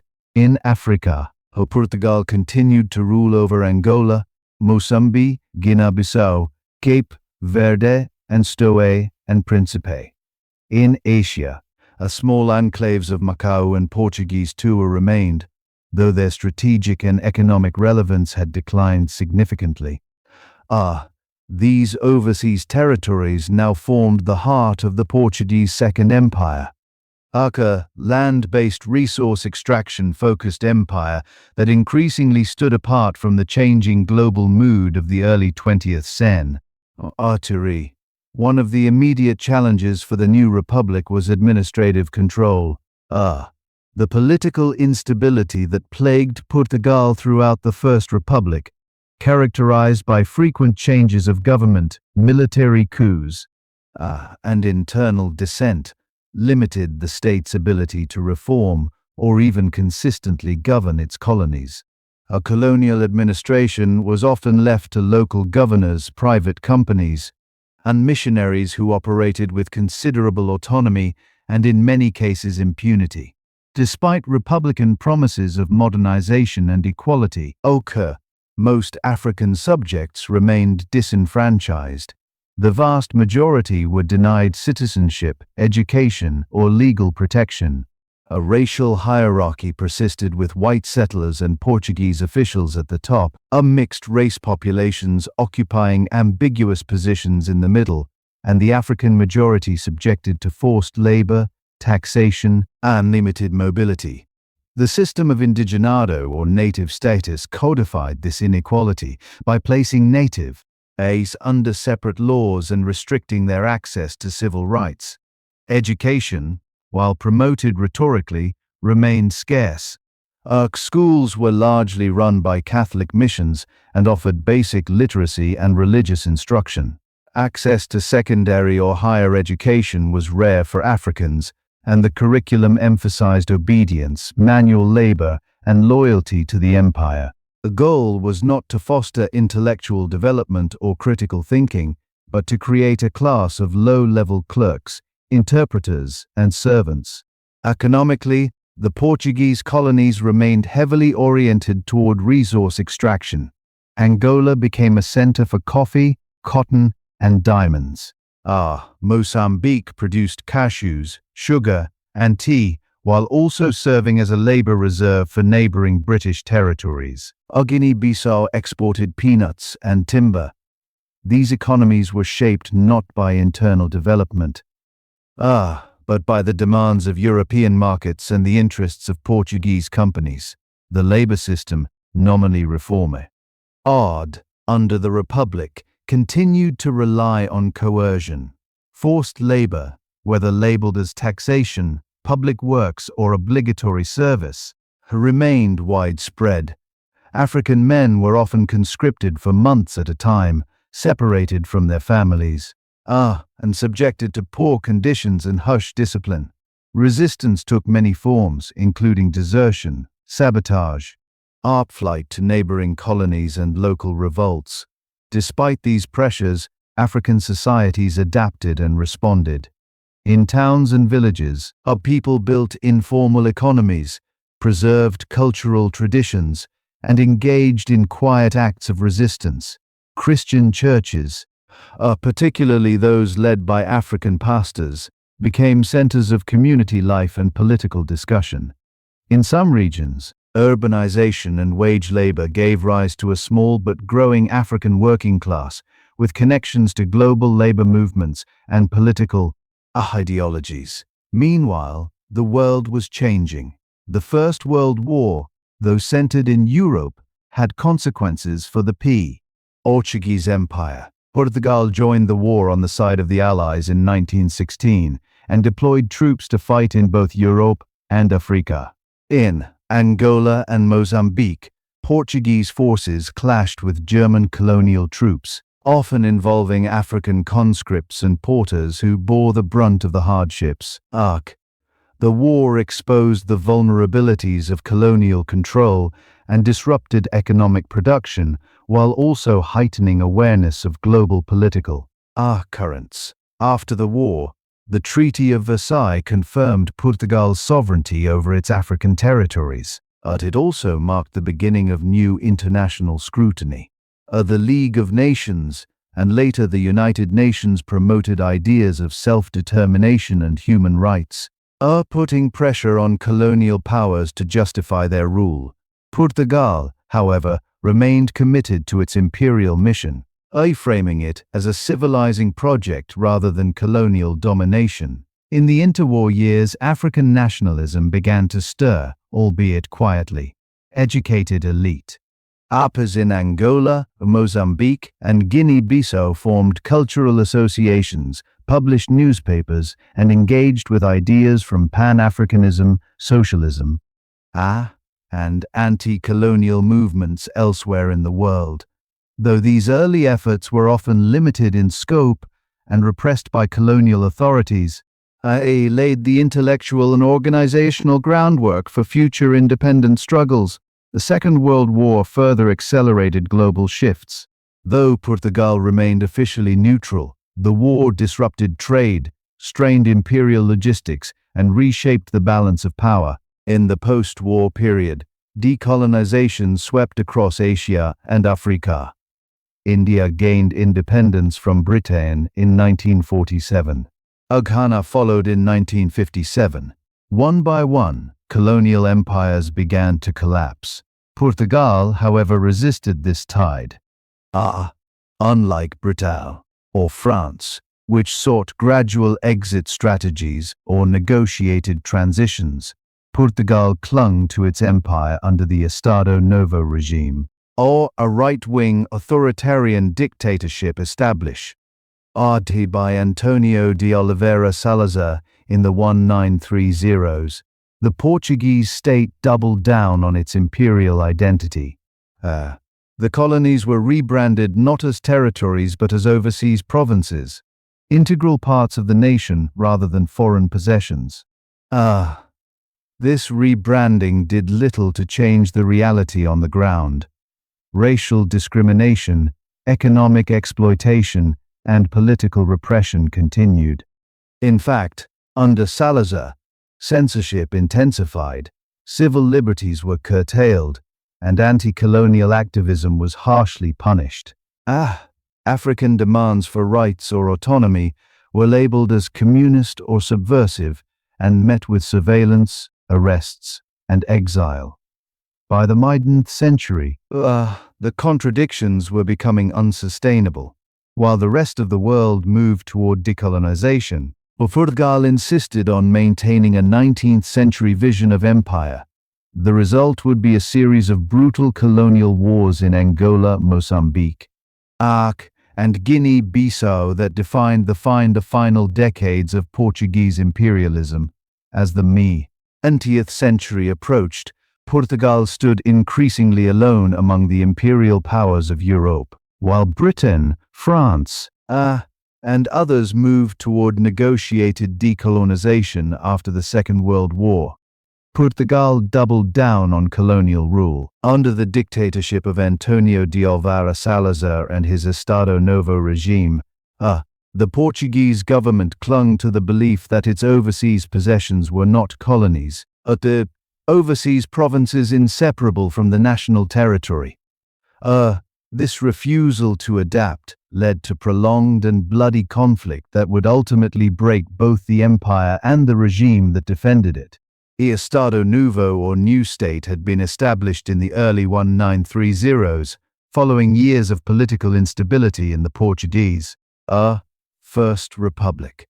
Salazar, initially appointed as finance minister, soon consolidated control and established a corporatist authoritarian regime that emphasized order, Catholic values, and national unity. Censorship, a secret police, and the suppression of political dissent became hallmarks of the regime both at home and across the empire. In Salazar's worldview, the Portuguese nation was multiracial and pluricontinental. The colonies in Africa, Asia, and the Atlantic were portrayed as integral components of a timeless civilizational mission. Rather than being allowed to develop independent identities, the territories were expected to assimilate into a singular Portuguese cultural framework. Officially, there were no colonies, only provinces. This rhetorical move, however, masked a brutal reality of inequality, coercion, and political exclusion. By the late 1950s, this imperial fiction was coming under growing pressure. Across the African continent, nationalist movements were gaining strength. Educated elites, labor organizers, veterans, and intellectuals began forming political parties and liberation fronts demanding independence.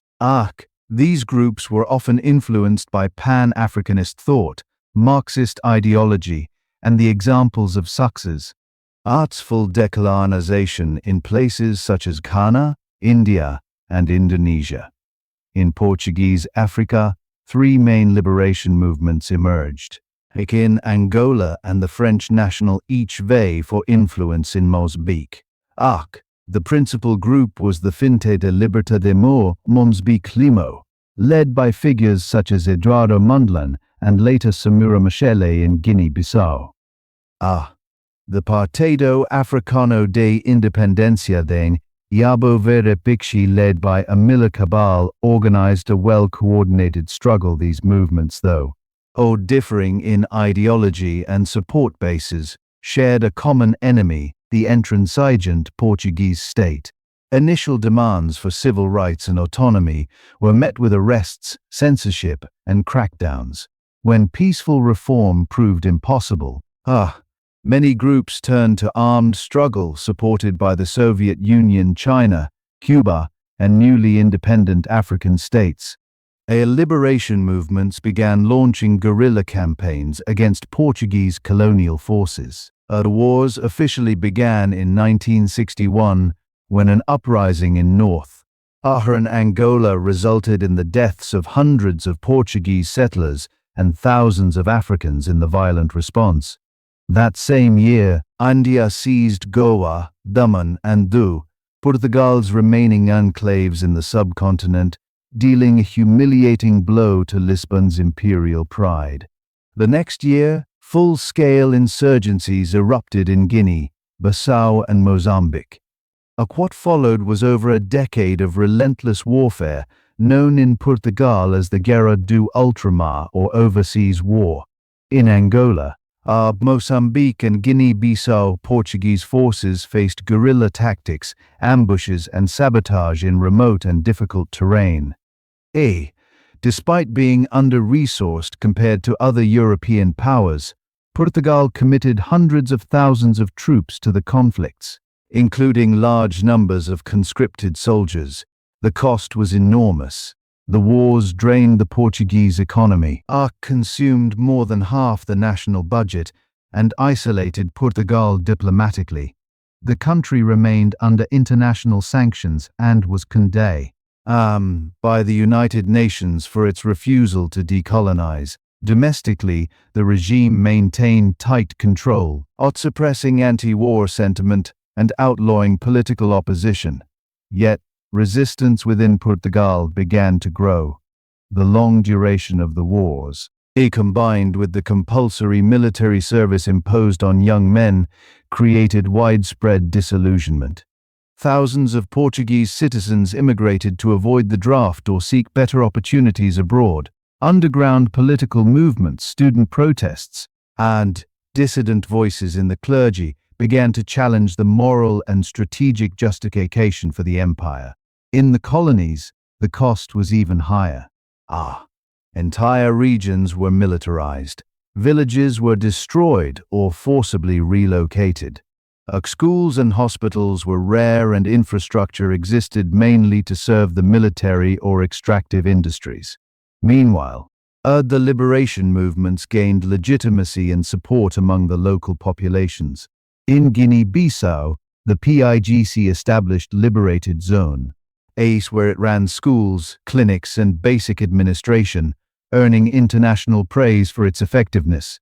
Salazar, increasingly old and ill, was succeeded in the late 1960s by Marcelo Caetano, who promised limited reforms but remained committed to preserving the empire. A war continued with no clear end in sight. By the early 1970s, it had become Portugal's defining political crisis. One that neither military victory nor superficial reform could resolve. A crucial shift came not from the battlefield, but from within the Portuguese military itself. A group of younger officers, many of whom had served in Africa, grew disillusioned with the endless conflict and the rigid hierarchy of the regime. These officers, calling themselves the Movimento das Forças Armadas (MFA), began organizing in secret. On April 25, 1974, the MFA launched a peaceful coup in Lisbon known as the Revoluções Cruz or Carnation Revolution. The uprising quickly gathered popular support. Flowers, not bullets, were placed into the barrels of soldiers' rifles as civilians flooded the streets. Within hours, the Estado Nu collapsed and Caetano was removed from power. The revolution had multiple goals: restoring democracy, ending censorship, and expanding social rights. But central among them was ending the colonial wars. The MFA and the new transitional government immediately began negotiating with liberation movements across Africa. In a rapid succession, Portugal recognized the independence of Guinea, Bissau, Mozambique, Angola, and Cape Verde. Stoa and Principe followed shortly thereafter. For Portugal, a sudden end of empire was both liberating and traumatic.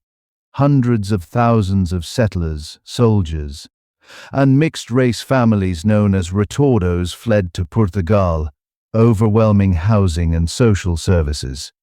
Politically, a country embarked on a turbulent transition to democracy. Yet for many, shedding the colonial burden opened the door to long-delayed modernization and integration into the broader European community. For the newly independent nations, the legacy of Portuguese rule presented immediate challenges. Infrastructure was limited, economies were distorted, and political systems were underdeveloped. In Angola and Mozambique, our rival liberation movements turned on one another, plunging the countries into civil wars that lasted for decades. In Guinea, Bissau, and other former colonies, political instability, military coups, and economic hardship followed independence. Still, the end of the Portuguese Empire marked the final act in a long and complex imperial story. It was not a linear decline, nor a peaceful transition, but a rupture shaped by war, resistance, and a revolution born from within. When the Carnian Revolution of April, in the year 1974, peacefully overthrew Portugal's Estado Novo regime, it not only ended nearly half a century of authoritarian rule, it also marked the beginning of the final phase of the Portuguese Empire. Within a matter of months, centuries, of imperial rule across Africa unraveled. What followed was not just decolonization, but a complete transformation of Portugal's identity, economy, and place in the world. The imperial age was over. But its consequences would continue to shape both Portugal and its former colonies well into the 21st century. The new government, addled by a transitional coalition of military officers and civilians, faced immediate pressure to dismantle the empire. The Momento das Forças Armadas MFA, which had orchestrated the revolution, included many officers who had fought in the colonial wars and had grown disillusioned with the endless conflict. These soldiers, along with civil society and emerging political parties, demanded an end to the fighting and a redefinition of Portugal's national priorities. Portugal's new leadership initiated rapid negotiations with African liberation movements in Guinea-Bissau, which had already declared independence and controlled much of its territory. Formal recognition came almost immediately. Mozambique, led by the Marxist-oriented FIMO movement, was granted independence in June of the year 1975. Angola followed in November of that year, though its independence was quickly marred by a brutal civil war fueled by Cold War rivalries. Cape Verde and Stoa and Principe also gained their independence in that same transformative year. This mass decolonization was remarkably swift and in many cases chaotic. Portugal had not prepared adequately for a peaceful transition. A sudden withdrawal of colonial administrators, military forces, and settlers left a vacuum of governance in the new nations. As many as 500,000 Portuguese citizens known as retornados returned to the mainland in a matter of months. Many arrived with few possessions, overwhelmed by the loss of their homes, businesses, and status in the former colonies. The Reto crisis had a deep social and economic impact on post-revolutionary Portugal. Housing shortages, unemployment, and integration challenge strained public services. At the same time, their presence accelerated certain reforms. Many retornados brought professional skills, entrepreneurial drive, and cultural diversity, contributing to a reorientation of Portuguese society toward Europe rather than its former empire. Meanwhile, in the newly independent African states, the departure of Portuguese rule offered both opportunity and hardship. While political sovereignty was achieved, the legacy of colonial neglect left many countries without the institutions necessary for stable governance. In Angola and Mozambique, rival factions that had once been united against the Portuguese now turned against one another. Civil wars erupted, fueled by Cold War competition, regional rivalries, and unresolved ethnic and ideological divisions. Portugal, though deeply affected by these events, was no longer an imperial actor. Instead, it focused inward on building a democratic system, repairing a stagnant economy, and redefining its internet. A crucial role, the new democratic constitution of 1976 enshrined civil liberties, and broke definitively from the colonial ideology of the past. Portugal applied for membership in the European Economic Community, which it formally joined in the year 1986. This move signaled a clear pivot toward European integration and away from imperial nostalgia. Yet Portugal was not entirely finished with its overseas legacy. Two territories remained under Portuguese administration, East Timor and Macau. In East Timor, formerly known as Portuguese Timor, events took a tragic turn. In the aftermath of Portugal's withdrawal in 1975, East Timor declared independence. However, Indonesia invaded and occupied the territory within days, citing anti-communist concerns and regional security. What followed was a long and violent occupation marked by human rights abuses. Forced displacement and resistance by Timor's independence movements. Portugal never recognized Indonesia's annexation and advocated for East Timor's right to self-determination in international forums. It continued to work diplomatically through the United Nations to keep the issue on the global agenda. After years of struggle, East Timor finally gained independence in the early 21st century, with Portugal playing a key role in supporting the transition. The final chapter of the Portuguese Empire came in Macau.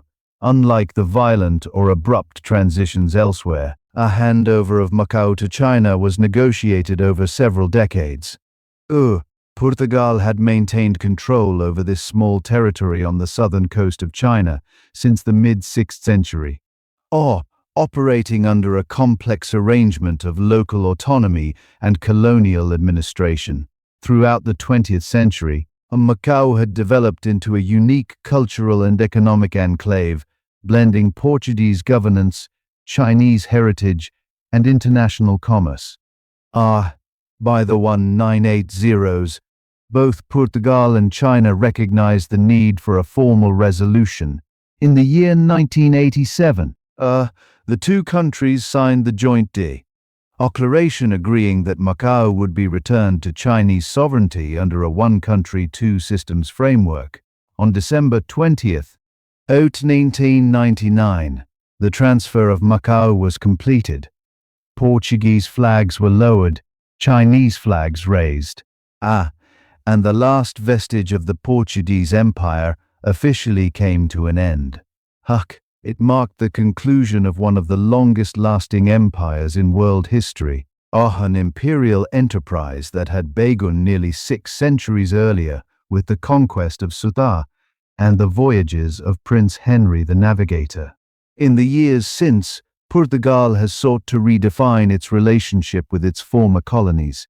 Diplomatic, cultural, and economic ties have been rebuilt through institutions like the Community of Portuguese Language Countries, CPL. Established in the year 1996, member states include Angola, Mozambique, Cape Verde, Guinea, Bissau, Stom, and Príncipe, Brazil, East Timor, and Portugal itself. This organization promotes cooperation in education, culture, trade, and diplomacy. Transforming old imperial relationships into partnerships based on shared language and mutual respect. Within Portugal, a memory of empire remains a subject of debate, reflection, and sometimes controversy. Monuments to explorers and colonial administrators still stand in cities like Lisbon and Porto. While museums have begun reinterpreting the imperial past in light of modern perspectives on race, exploitation, and migration, our descendants of African, Brazilian, and Asian communities now form an integral part of Portuguese society, bringing with them the cultural legacies of a global past. A Portuguese empire was never the largest or most populous of the European colonial empires, but it was the longest lasting. Its legacy spans continents from sugar plantations in Brazil to trading posts in India, from forts in Angola to missions in Japan. It shaped the modern world through its early role in globalization, its participation in the Atlantic slave trade, its missionary zeal, and its enduring linguistic and cultural footprint. As Portugal moved into the 21st century, it did so no longer as an imperial power, but as a democratic nation seeking reconciliation with its past and cooperation with its former territories. The age of empire was over, but the threads of that long history continue to bind people, cultures, and nations in unexpected ways. If you enjoyed this journey, please take a moment to like this video and subscribe to Oliver's Stories. It truly helps the channel grow. Drop a comment below with your thoughts and let me know where you are watching from. I genuinely check every single one.